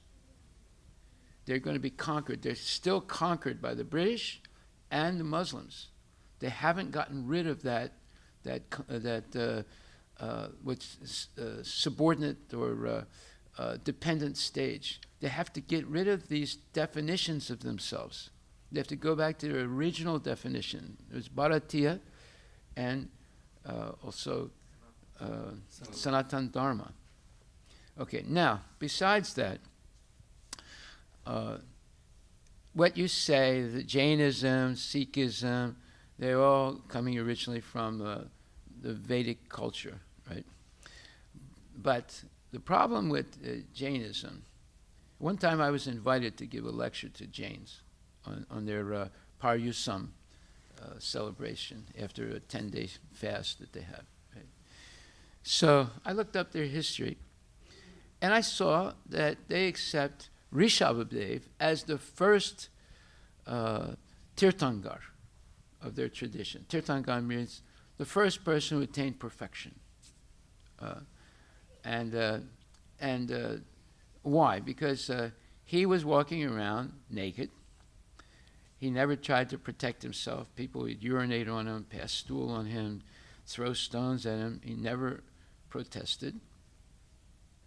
And he's an incarnation of Krishna, right? So the Jains accept him in their religion. Unfortunately, though, they don't know this. If you read Bhagavatam, you'll learn this. There was a king at the same time as Rishabhadev appeared, and he imitated him. And that king who imitated Rishabhadev is who they're actually referring to. They're not actually referring to Rishabhadev, the incarnation of Krishna. But anyway, that's not the main point.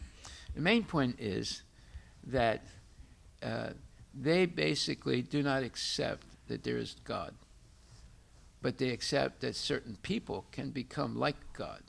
They're called Tirthankars, right? And the principal Tirthankar that they're following, they accept Rishabhadev, but the principal one is, I forget what his name is right now,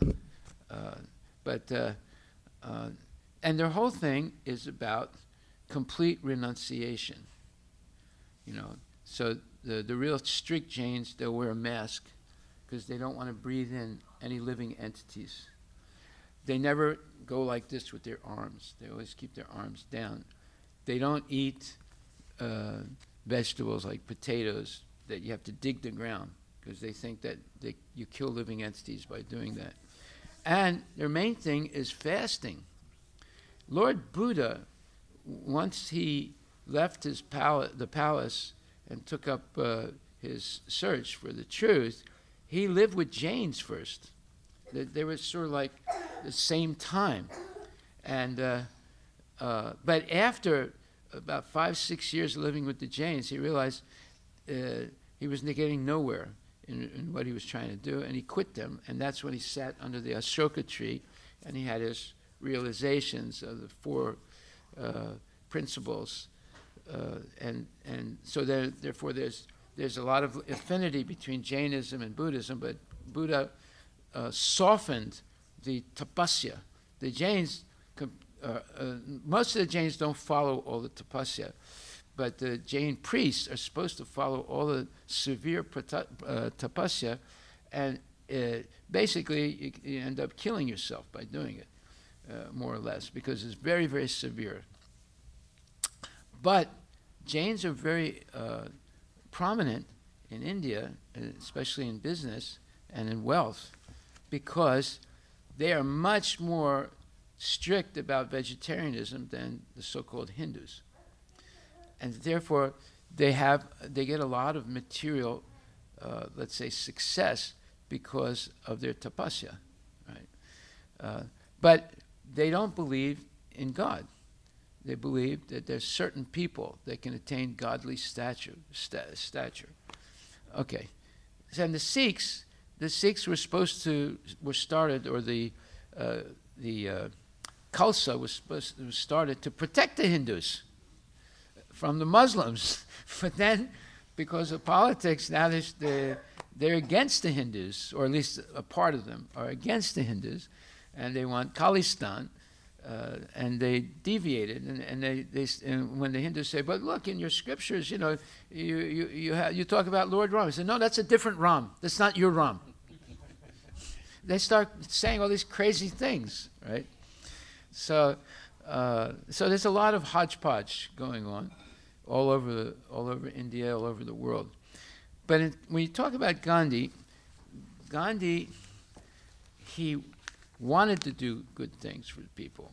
So some things he advocated were good, like he wanted to decentralize the big cities and everyone go back to the villages and live a self-sufficient life. That's good. We support that 100%, because these big cities and the centralization, what the British did, they centralized everything. They built the biggest railroad system in the whole world. The railroad system in India is the biggest railroad system in the whole world. No one has such a complicated and railroad system. And what does it do?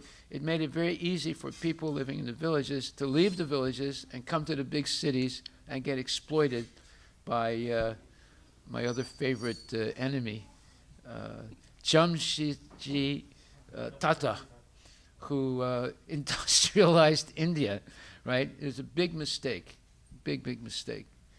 So, I say a lot of controversial things, not because I'm making them up, because I'm hearing it from Bhagavad Gita and Srimad Bhagavatam. Now, I'm not an enemy of Gandhi, but I'm not on the side of Godse and the RSS that hate him.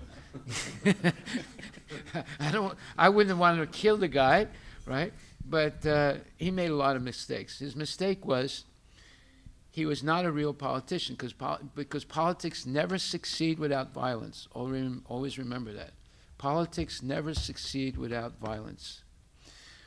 And because he was supposed to be nonviolent, he did not become violent when it was necessary. And if you read Bhagavad Gita, you'll see at a certain point,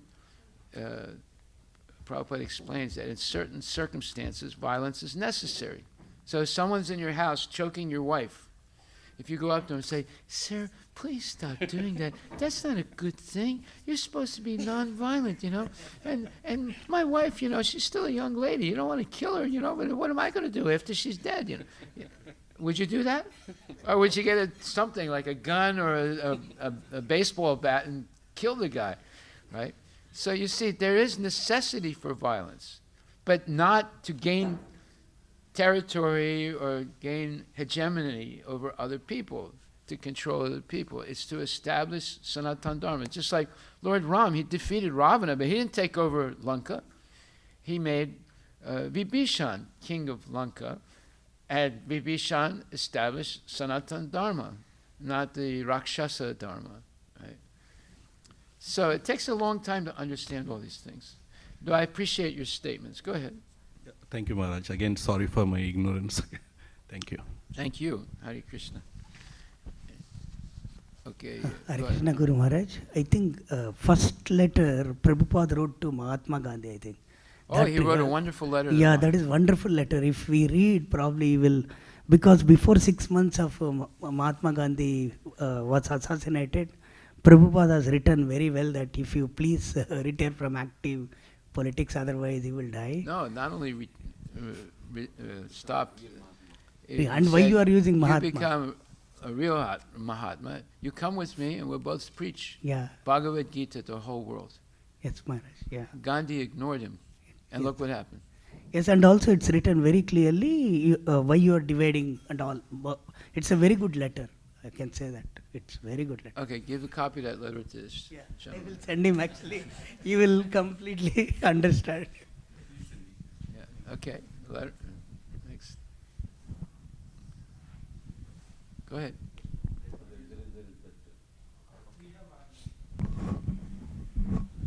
Hare Krishna Guru Maharaj. Very nice, thought-provoking class. Okay, I can't hear one word you're saying. Can you please speak a little louder and slower? Hare Krishna Guru Maharaj. Please accept my humble obeisances. Very thought-provoking class. I did experience this Shamshan Vairag very recently, and also I was reading. What did you experience? Shamshan Vairag. Samsan Vairagya. Okay. Is it Samsan or Smasan? Shamshan. Both were okay. And also yesterday I was attending a lecture of Srimad Bhagavatam, Canto 1, Chapter 15, verse 39, where it's saying that when the Lord Krishna left the world, then Lord Yudhishthira Maharaj, how he became like a dumb man and he just gave up immediately everything and he left and retired. And it's also written there, everyone's life must be so arranged that the last stage of life, at least last 15 to 20 years prior to death, can be absolutely devoted to devotional service of the Lord. And also, Guru Maharaj, in your lectures, for last lectures I was hearing and attending, and I learned that after your responsibilities are done, we should completely give up every other duty and focus only on Krishna.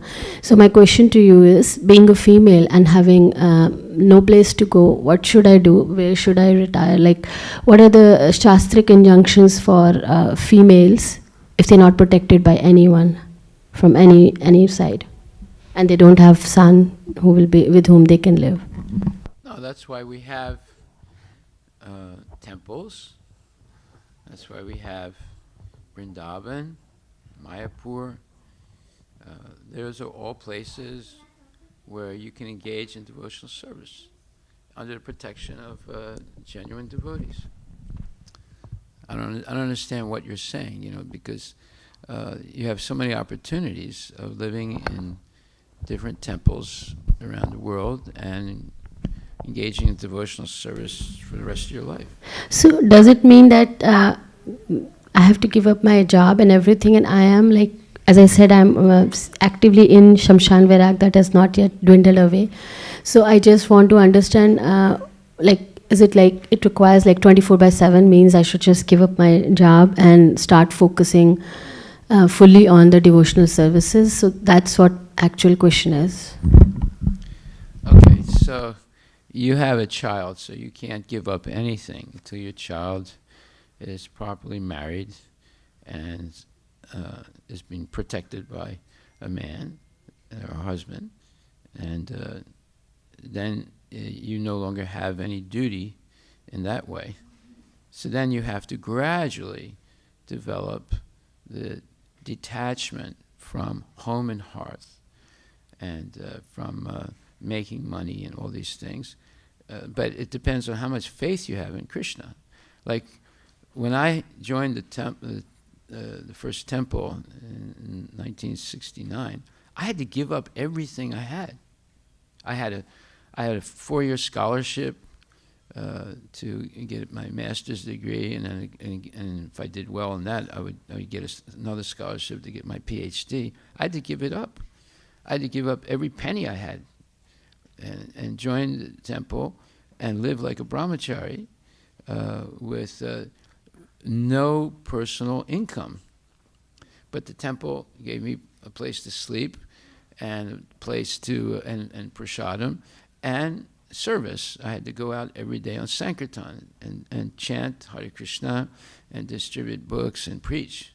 And come back to the temple for Aarti and drink some milk with a little banana in it and then take rest. And then start all over the next day. And that went on for 5 years like that until I got married. So this is the same thing for anybody. Once they give up all their material responsibilities, to family and children and so forth, then you begin the process of gradual detachment from all these material things, and eventually you will join a temple or you'll live in a holy place like Vrindavan and do devotional service all day long. That's all. It's not complicated. And I did it. I'm very happy I did it. So, okay, any other question? Yeah. So Maharaj, I don't know if you... Ladies first. Hare Krishna Maharaj, my question is from one of the lectures you gave last week.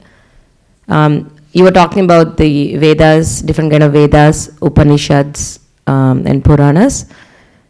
I think you mentioned once that, my question is about that, like, why do the Upanishads talk about the impersonal version of the God, or rather more on that version?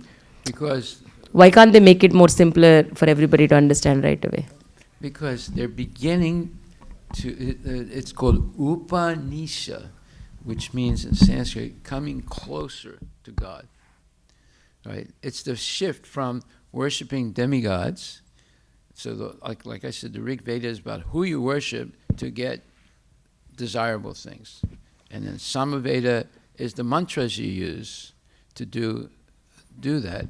And then Rig Veda is, not the Rig Veda, Yajurveda is how to perform the yajna, right? And you need certain priests and certain types of fire and this thing and that thing is very complicated. And then the Atharva Veda is all general information like Ayurveda and so many other things. So you read all that and you're not really sure who is God, who's the Supreme Personality of Godhead. So therefore the Upanishads, there are some Upanishads in every one of those 4 Vedas, right? There's like 108 Upanishads, right? So it's the beginning of the movement toward understanding who God is. And the first step of understanding God is Brahman, the Brahmajyoti effulgence. So that's why there's a little bit of impersonalism in the beginning of the shift from the demigods to Brahman realization. Then when you come to the Vedanta Sutra, it says, Atato Brahma Jigyasa. Now let us make an inquiry, or let's start this whole process of understanding who is actually the absolute truth. And then it says, Janmadasya yata, that from which everything emanates. So now, they're not exactly explaining that. What is the that from which everything emanates? But they're asking the question. And so eventually you might come to realizing Paramatma by reading the whole Vedanta Sutra. But then that's why Vedavyas felt very dissatisfied after all those Vedas that he wrote. And his guru, Narada, told him, well, because you did not explain Krishna directly. So then Narada told him, now you write Srimad Bhagavatam and just talk about Krishna. So then the Bhagavatam begins, Om Namo Bhagavate Vasudevaya. So that answers the question, Atato Brahma Jigyasa Janmadasya Yata. What is the origin from which everything emanates? That's Om Namo Bhagavate Vasudevaya, the supreme beautiful personality of Godhead, the son of Vasudeva. And his name is Vasudeva, with the long A. So that answers the question. Now the rest of the Bhagavatam is very detailed information of who Krishna is, where does he, what are his pastimes, and they go through all the different incarnations of Krishna. So that's the first 9 cantos of Bhagavatam before you come to the 10th canto, where you learn about what Krishna's activities are in the spiritual world. The 9 cantos are about his appearances in the material world and his different avatars. And then, but then you're ready to hear about Krishna's most intimate pastimes in the spiritual world. You're not supposed to go to the 10th canto until you read all 9 cantos. Right? So this is the process of Krishna consciousness. It's gradual development from Brahman to Paramatma to Bhagavan. Right? Some people, like climbing up steps, if you get to the 2nd floor and you say, that's it, I stop here. Well, that happens to people. That's the Mayavadis. That's it, Brahman, that's all. We don't want to know anything else, right? So they have partial understanding of God, and because it's partial, they fall down, even if they attain Brahman realization. And then some people, they say, no, we're going a little further, and so they get Paramatma realization. So that's Krishna, right? But in the form of Paramatma, in the heart of every living entity. But that's also partial understanding. So although it's directly going to the personality of Krishna as Paramatma, it is possible that you might become dissatisfied with it. Now, if you're dissatisfied with that, then there's Bhagavan, where all the rasas are present in Bhagavan realization. See?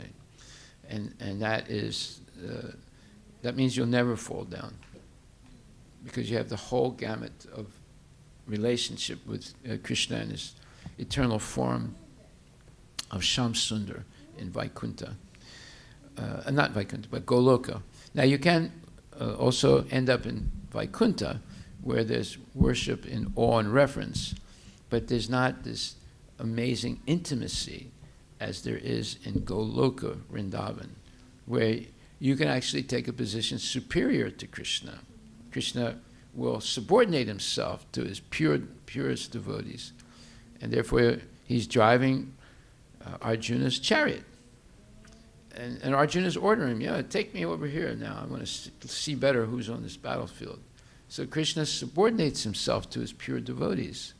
This is unbelievable, but that is reserved for only his purest devotees. That intimacy. So Mother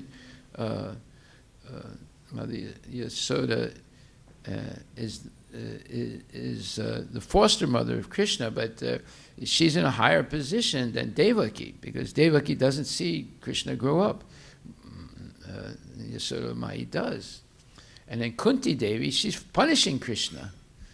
And so you see, all these nectarian rasas, parental rasa and then conjugal rasa, are so overwhelming that one is completely enthralled, and they're always increasing. So therefore there's no falling down now, and one is eternally in the spiritual world and full of bliss. So there's a lot of things to explain, but as long as there's only partial understanding of the Lord, one can fall down at any time. Thank you, Maharaj. Hare Krishna. Yeah.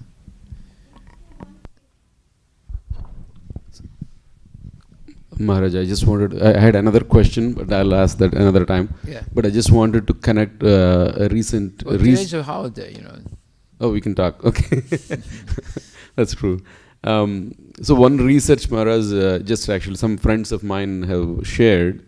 This is just came literally on the 15th of January of this year. What is the number one thing to change, to be happier? This is as per the national NPR. And the researcher essentially came down to a statement. Wait a minute, let me guess. Become religious.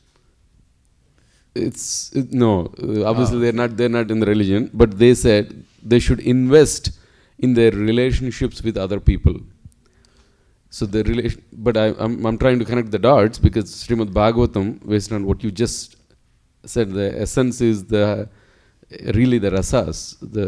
But of course they don't have the spiritual basis. So no, they don't want to invest in Krishna. They want to invest in Marx or Stalin or maybe among their friends, families, politicians, and so on. Baseball stars, basketball stars, movie stars. Aishwarya Rai. They want to invest in those people. Yeah, but my argument to my friends was that based on this, it's incomplete. Even though he came pretty close to it, but it's incomplete because the same relationships, if they invest in the bodily platform, the same relationships eventually will also be painful because when they leave, let's say, I feel like my friends are the closest, but then at some point they're also going to die or the family is going to die and so on. So how can these relationships give the happiness if they're going to cause misery? Yeah. So, one time there was this preacher, and he said to this young man, he said, "You're going to hell. You have to accept Jesus." So he said, "Well, my father didn't accept Jesus." He said, "Yeah, then he's in hell." He said, "My uncle didn't accept Jesus." He said, "Then he's in hell also." He said, "My auntie didn't accept Jesus. She's in hell also." He said, "Well, all my relatives are in hell. Maybe I should go there."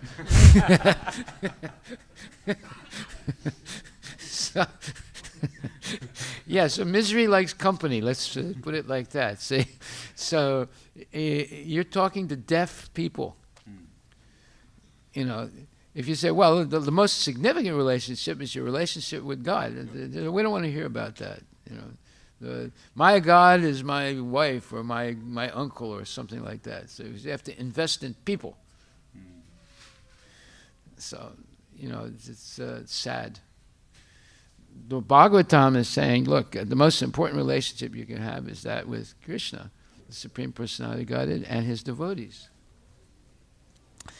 So anyway, why should we be deterred by, in other words, take the best and leave the rest?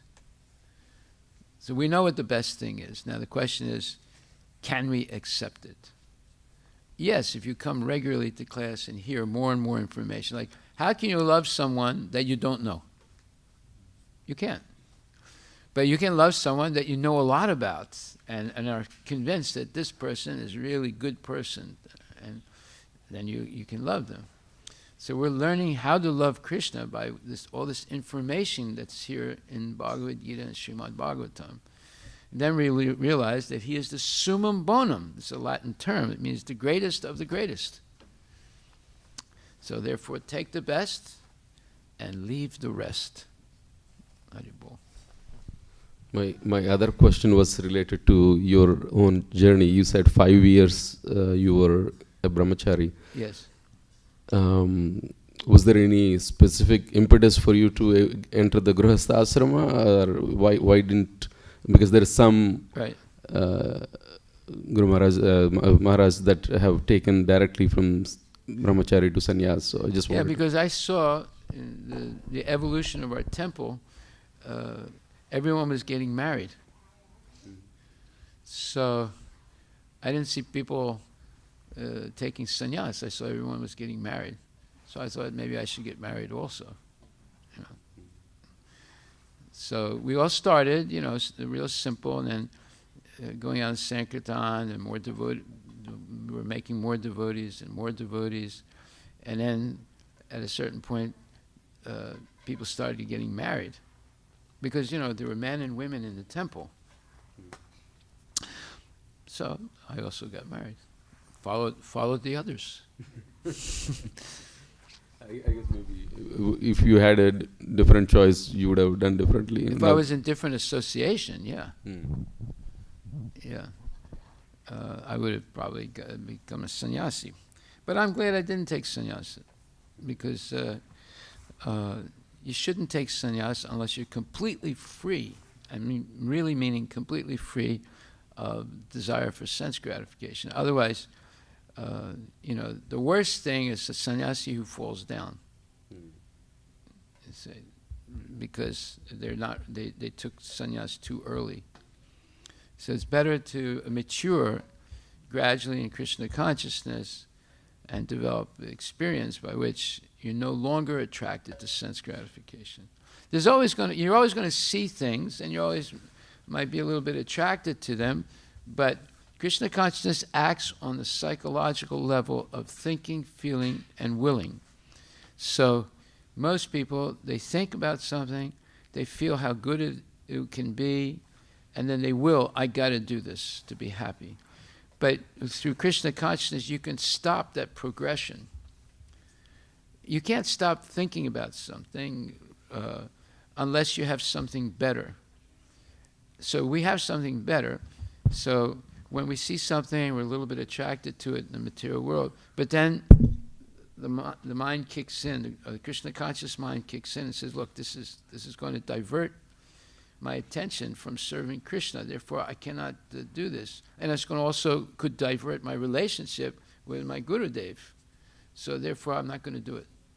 So Krishna consciousness acts on that level of thinking, feeling, and willing. On other people who don't have this, they go through the thinking, feeling, and willing, and they act, right?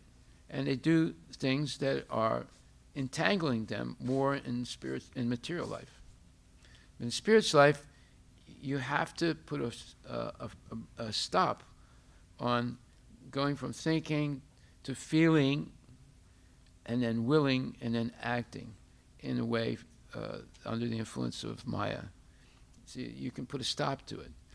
But without Krishna consciousness, you cannot stop it. So you will deviate. So we see, politicians, they have this wife. Well, you see all the time in the news, Jeff Bezos dumps his wife and marries somebody else's wife, right? Bill Gates was cheating on his wife all the years he was married. Everyone thought he had the ideal marriage and he was the best of all the billionaires because he was very generous. It turns out he's a rogue like the others, right? And all these movie stars, Kim Kardashian, is on her third or fourth husband, and then all these people, they have these very, let's say, you would say very, very horrible experience. Like Marilyn Monroe, she commits suicide. The most beautiful woman, most famous woman in the United States commits suicide when she's at the peak of her career. And someone like Kennedy, he was assassinated, but he was having illicit affairs all the time in the White House, and eventually he double-crossed the mafia, who made sure that he was elected president of the United States. And then he double-crossed them and turned against them. They murdered him because he did that. He and his brother both were murdered because they turned against the mafia. Although they used the mafia to get, basically Kennedy's father was a mafioso. He made his money by bootlegging whiskey. So he had connections to the mafia. And then his son was elected president with the help of the mafia. It's because they turned the election toward him by having complete control in the state of Illinois, right? I mean, all this is history, American history. You usually won't hear it because they try and hide all these things, but it comes out. You can never hide it. Just like it's a saying, you can never hide the sun. Yeah, partially it'll be hidden by clouds, but eventually the clouds dissipate and you'll see the sun. In the same way, you can never hide the truth. It's going to come out eventually. So, unless a person is completely free of sense gratification, they should never take sannyas, because if they fall down, it's a disaster to see that. Yeah. Everyone is fond of Elon Musk, but he has at least 10 kids from 3 different women. Yeah. It's very low class. Yeah. And that's his philosophy now. His philosophy is we have to increase the population. No. He said, I'm increasing the good population. My genes are the best. But wait a minute, Elon, you're failing now. What happened to your genes? They're torn. Yeah. No, everybody is going to fail in the material world.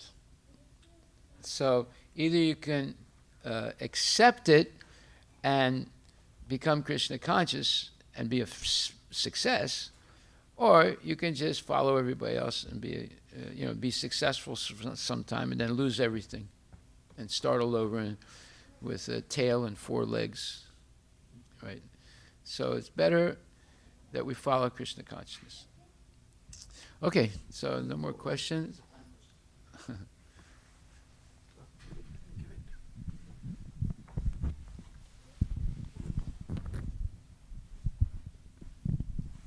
Maharaj, I was not sure whether I got it right. Did you say neutrality and equality is higher state than Brahmabhuta Prasanatma? And I was not sure. Yes.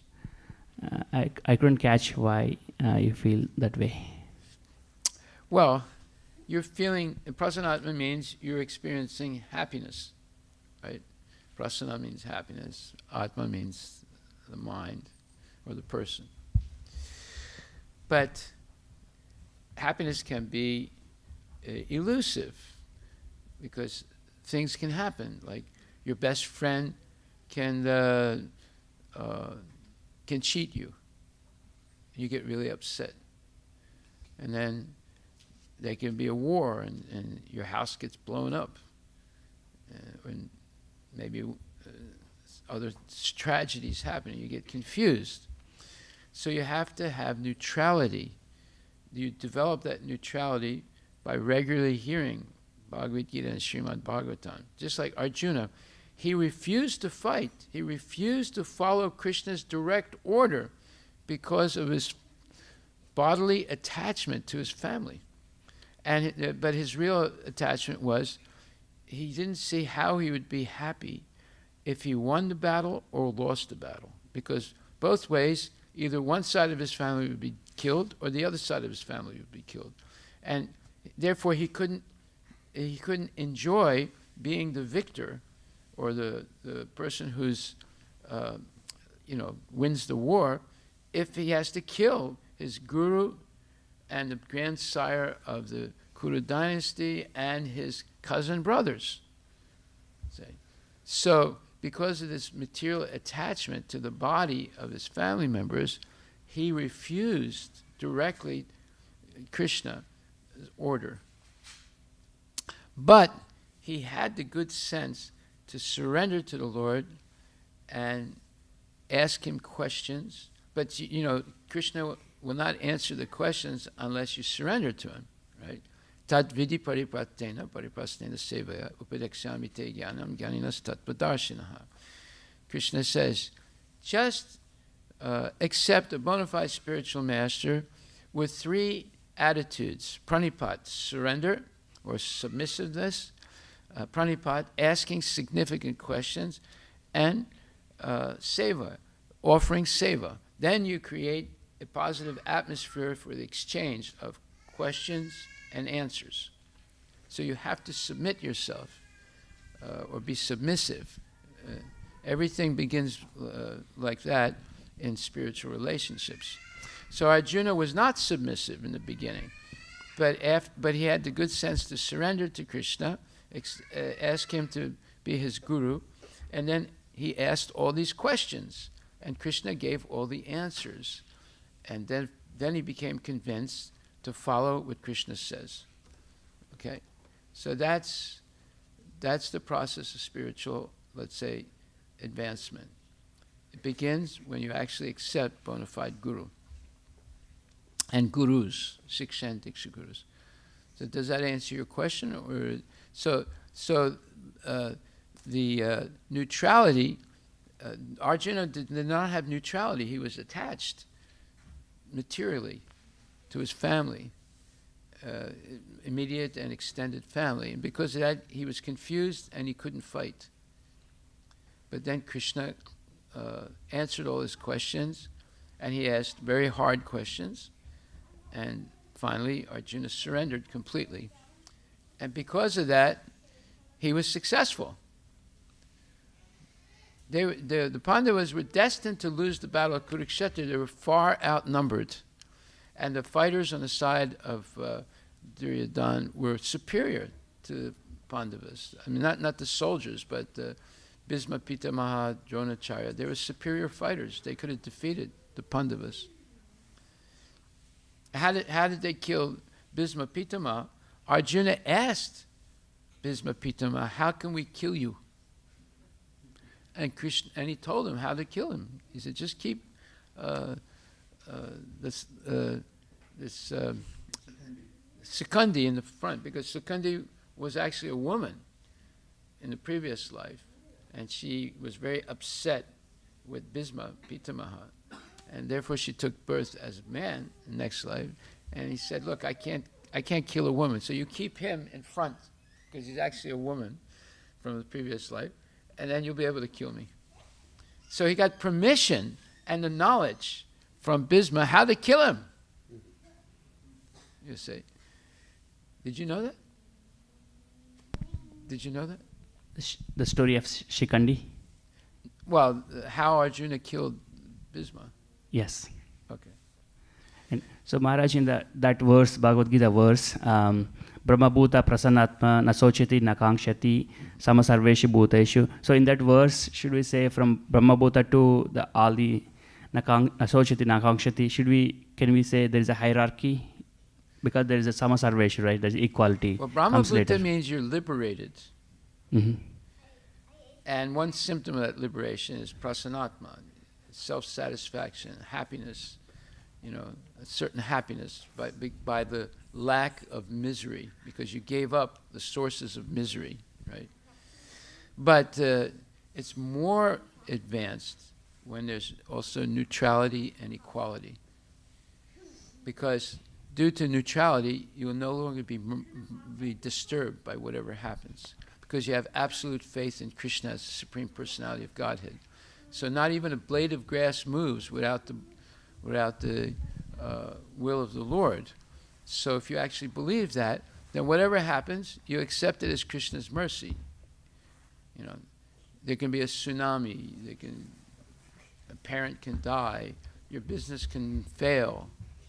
You don't become disturbed by it.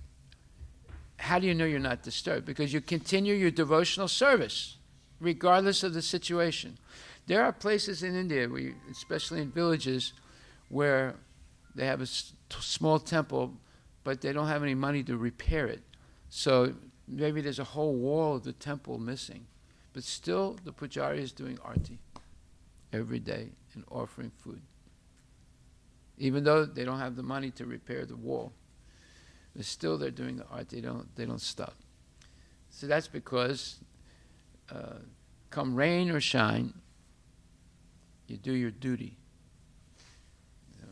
So whether you have money or you don't have money, whether you're there have many devotees, you don't have any devotees helping you, you continue doing your duty of serving the Lord in all circumstances, because you have full faith in the Lord.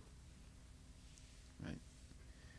So most people don't have that full faith, therefore they're not able to preach effectively.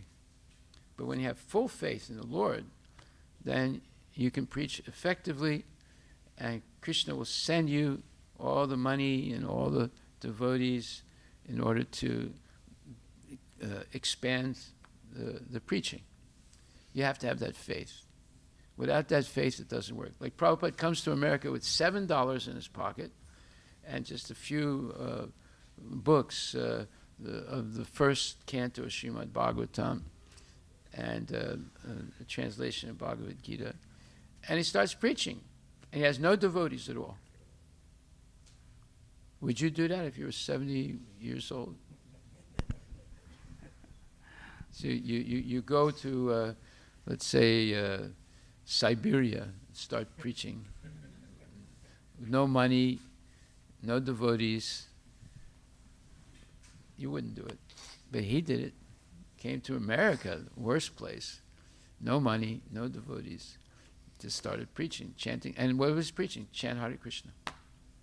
He didn't go into deep philosophy, just chant Hare Krishna. And it succeeded. So, Maharaj, final clarification. So, Nasochiti Nakangshiti is a higher stage than Brahmabhuta Prasanatma. No, and then Samasarveshi is higher than Prasanatma. Brahmabhuta is liberation. But Prasanatma is the self-satisfaction. But when you have neutrality and equality, it's superior because nothing will stop you at that point. Whereas if you just have self-satisfaction, you can get discouraged if there's failures in your life. Okay. And how about Nasochiti Nakangshati? Is it the intermediate stage from that verse? Well, no, that's why you're liberated. You're free of those two things. Those two things stop people from becoming Krishna conscious. Okay, got it. Okay. Right? Sochiti is lamentation because you lost something. Oh, my cat is dead. A car ran over my cat. For the next 10 years, they're thinking about the cat. Right? So that is sochiti. Oh, my 401k got erased. Right? Well, I lost my job at Microsoft. So you're devastated. And get angry, and you say, "I don't believe in God." Just like after that huge, earthquake in Maharashtra, like 15, 20 years ago, huh? Lathur. What? Lathur. Okay, yeah. So the CNN, or one of the news channels, was interviewing a businessman in that city, and he said, "Well, what do you think about this?" He said, "I think that our gods are no good. Every day I was doing Ganapati Puja, and look what happened. So I'm not going to do it anymore." So he didn't have neutrality at all in his mind. He was very partial. They paid the pundit to come every day and do some little puja in the shop.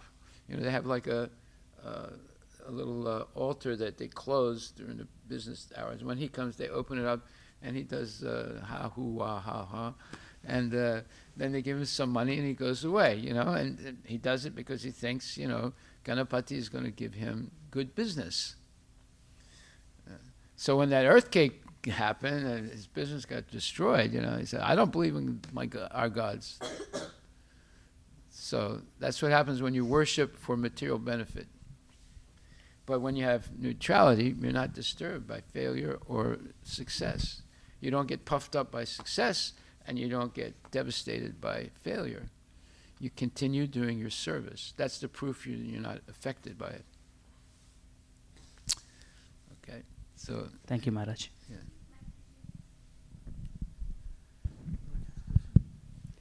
Hare Krishna Maharaj. How do we control our anger? I mean, the short-term anger, permanent anger. Okay. How do you control? Well, you have to know where the anger is coming from. So this is explained, second chapter, Bhagavad Gita, verse 63 and 64, 62 and 63. So let's go to Bhagavad Gita. Always remember, everything is in the Bhagavad Gita. All right? Let's repeat that. Everything is in the Bhagavad Gita. Everything is in the Bhagavad Gita. Okay. That's how you start to answer questions. So it says, Dahayato Visham Pumsa Sangat Tesu Bhajayate, Sangat Sanjayate, Kamakroda Bhajayate, Krodahat Bhavati Samoha, Samahat Vibi, Samahat Smriti Vibrama, Smriti Pamsat Buddhi Naso, Buddhi Nasat Pranasyati. So this says, second chapter, verse 62 and 63. Write this down. Second chapter, Bhagavad Gita, 62nd and 63rd verse. While contemplating the objects of the senses. Okay, what does that mean? Objects of the senses, right? So you have senses, eyes, ears, nose, tongue, skin. And objects of the senses, what your eyes are seeing, what your tongue is talking about, what you're seeing, touching, tasting, all these things are the objects of the senses. So while contemplating the objects of the senses,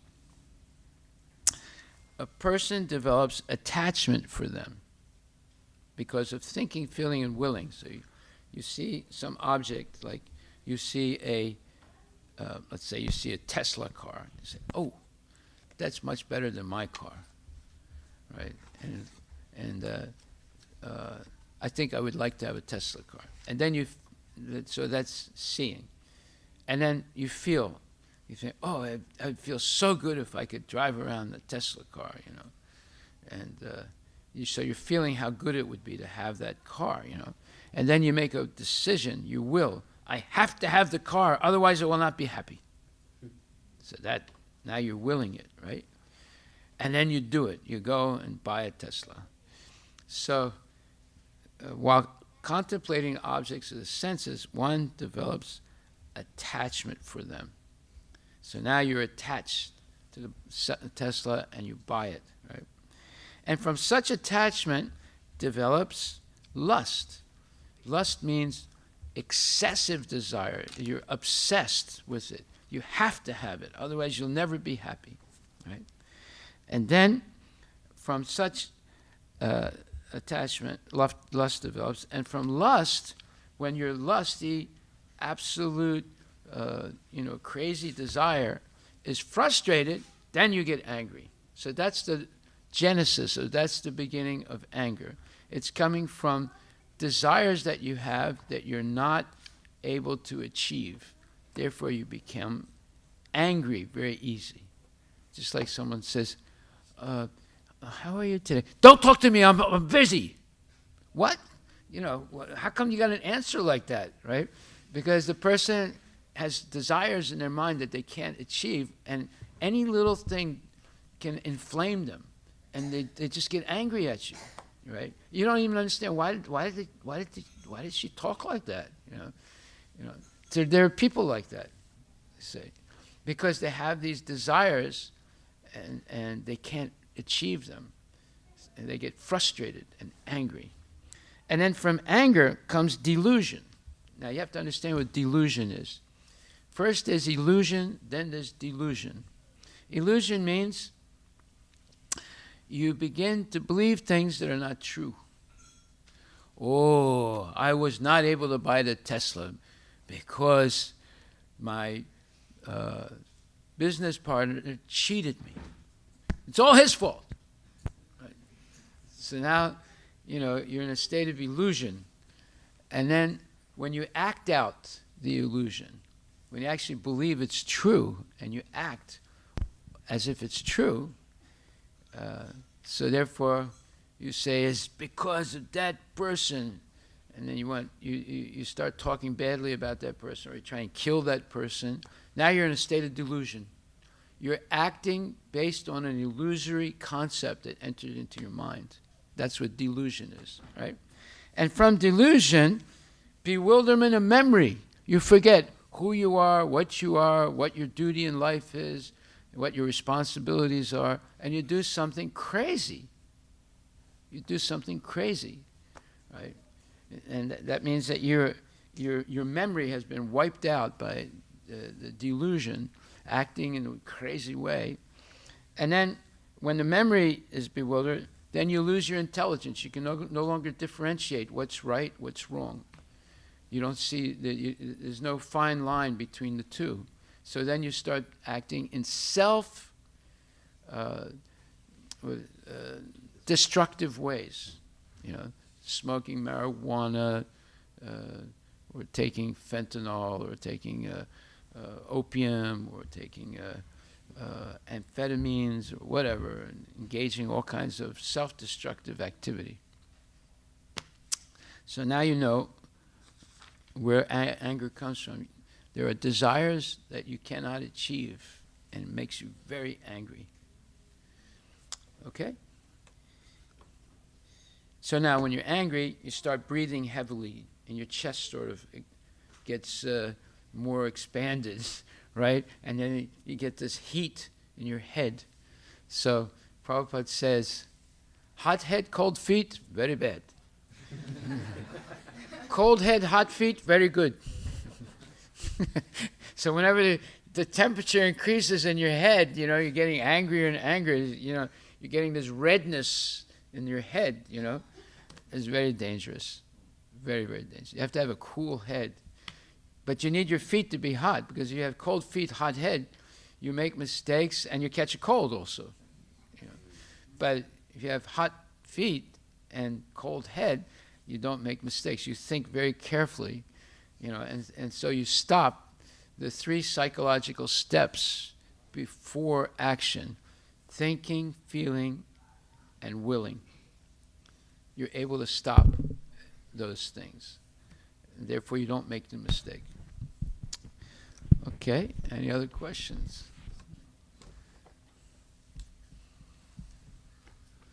Everything is in the Bhagavad Gita. You have to be certain of that. Haribol, thank you very much. All glories to Srila Prabhupada ki jai. Haribol. Haribol.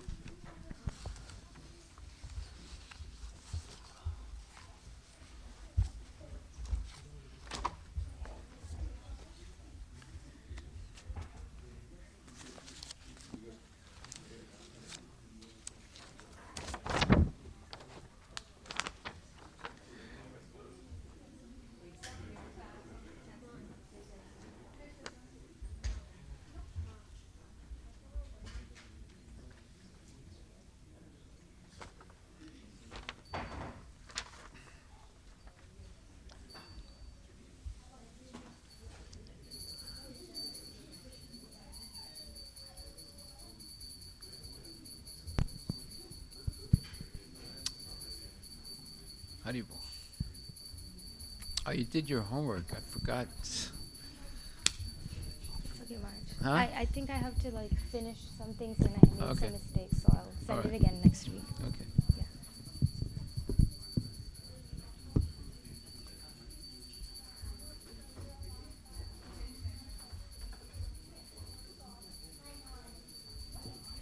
Shri Guru Charana Padma Kevala Bhagati Sadma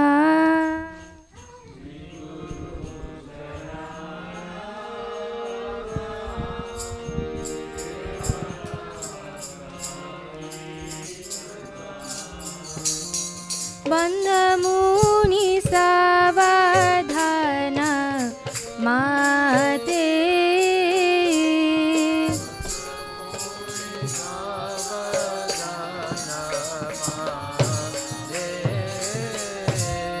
Jara Prasade Bhai E Bhavatori Ajay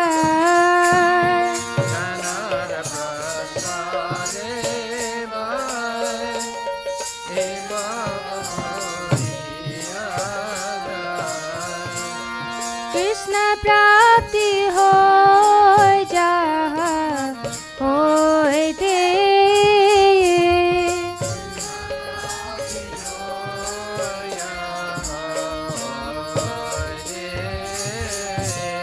Guru Mukha Padma Vakya Chite Te Koriya Kya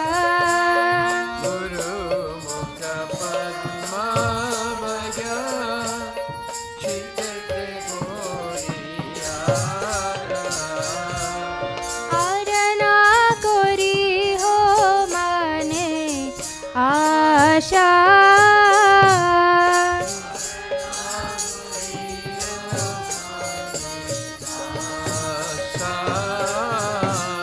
Shri Guru Charane Rati Aise Utama Gati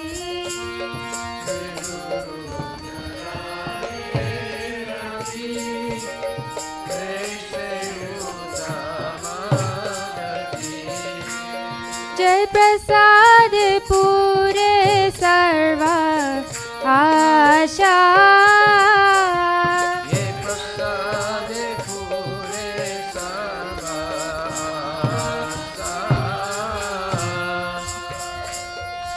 चक्षुदान दिलो जे जन्मे जन्मे प्रभु से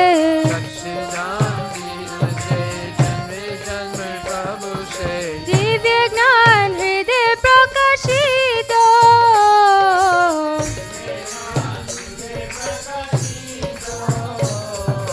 प्रेम भक्ति जहाँ होते अविद्या विनाशा जाते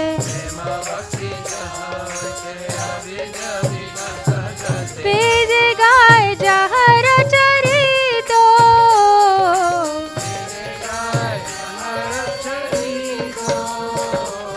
श्री गुरु करुणा सिंधु अधम जनर बंधु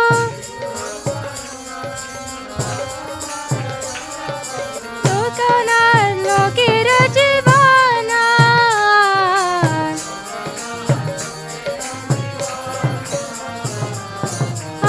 प्रभु करो दया दे हमारे पादा जया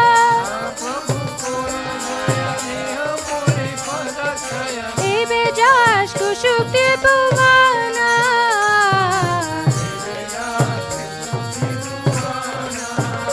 जय प्रभु पाद पतित पावना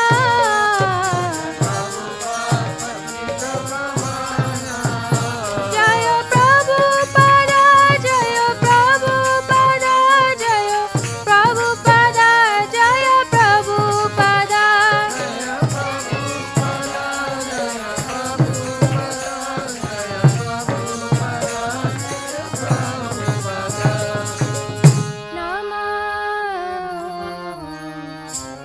विष्णुपदाय कृष्णप्रस्थाय भूतले श्रीमति भक्ति वेदान्त स्वामी निति नामिने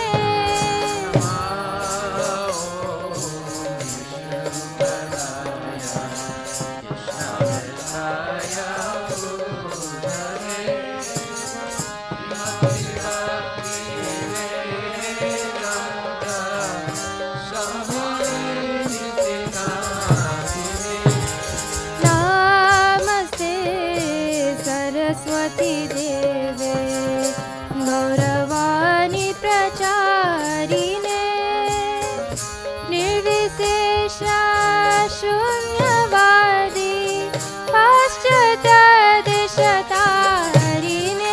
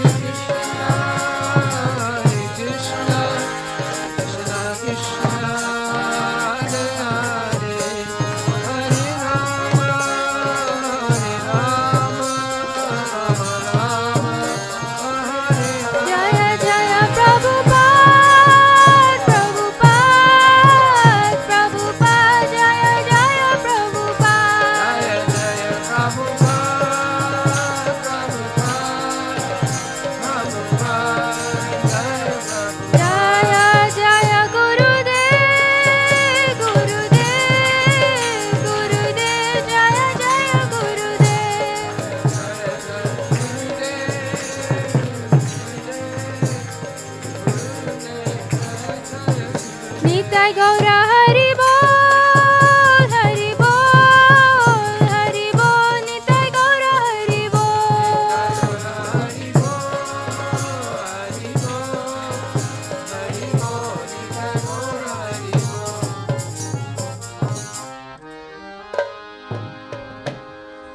Jai Om Vishnupad Paramahansa Parivajikachas Tatara Satara Shri Shimad, His Divine Grace. A.C. Bhaktivedanta Goswami Maharaj, Srila Prabhupada Ki Jai, Ananta Koti Vaishnava Vrinda Ki Jai, Namacharya Srila Haridas Thakur Ki Jai, Prem Shikoho Shri Krishna Chaitanya Prabhu Nityananda Shri Dvaita Gadadhar Shri Vasudeva Gaura Bhakta Vrinda Ki Jai, Shri Shri Radha Krishna Gogopinath Sam Kunda Radha Kunda Giri Govardhan Ki Jai, Shri Vrindavan Dham Ki Jai, Shri Mayapura Dham Ki Jai, Jagannath Puri Dham Ki Jai, Tulasi Devi Ki Jai, Bhakti Devi Ki Jai, Ganga Maya Ki Jai, Jamuna Maya Ki Jai, Samaveda Bhakta Vrinda Ki Jai, Nitai Gaura Premanand. All glories to someone, all glories to someone, all glories to someone, all glories to Shri Guru and Shri Guranga, all glories to Srila Prabhupada, Patita Pavana Ki Jai. Nama Om Vishnu Padaya Krishna Prestaya Buddhisimati Bhaktivedanta Swami. Namaste Saraswati Devi Guru Vani Vicharini Nirvisesa Sunyavadi Paskatya Desatani.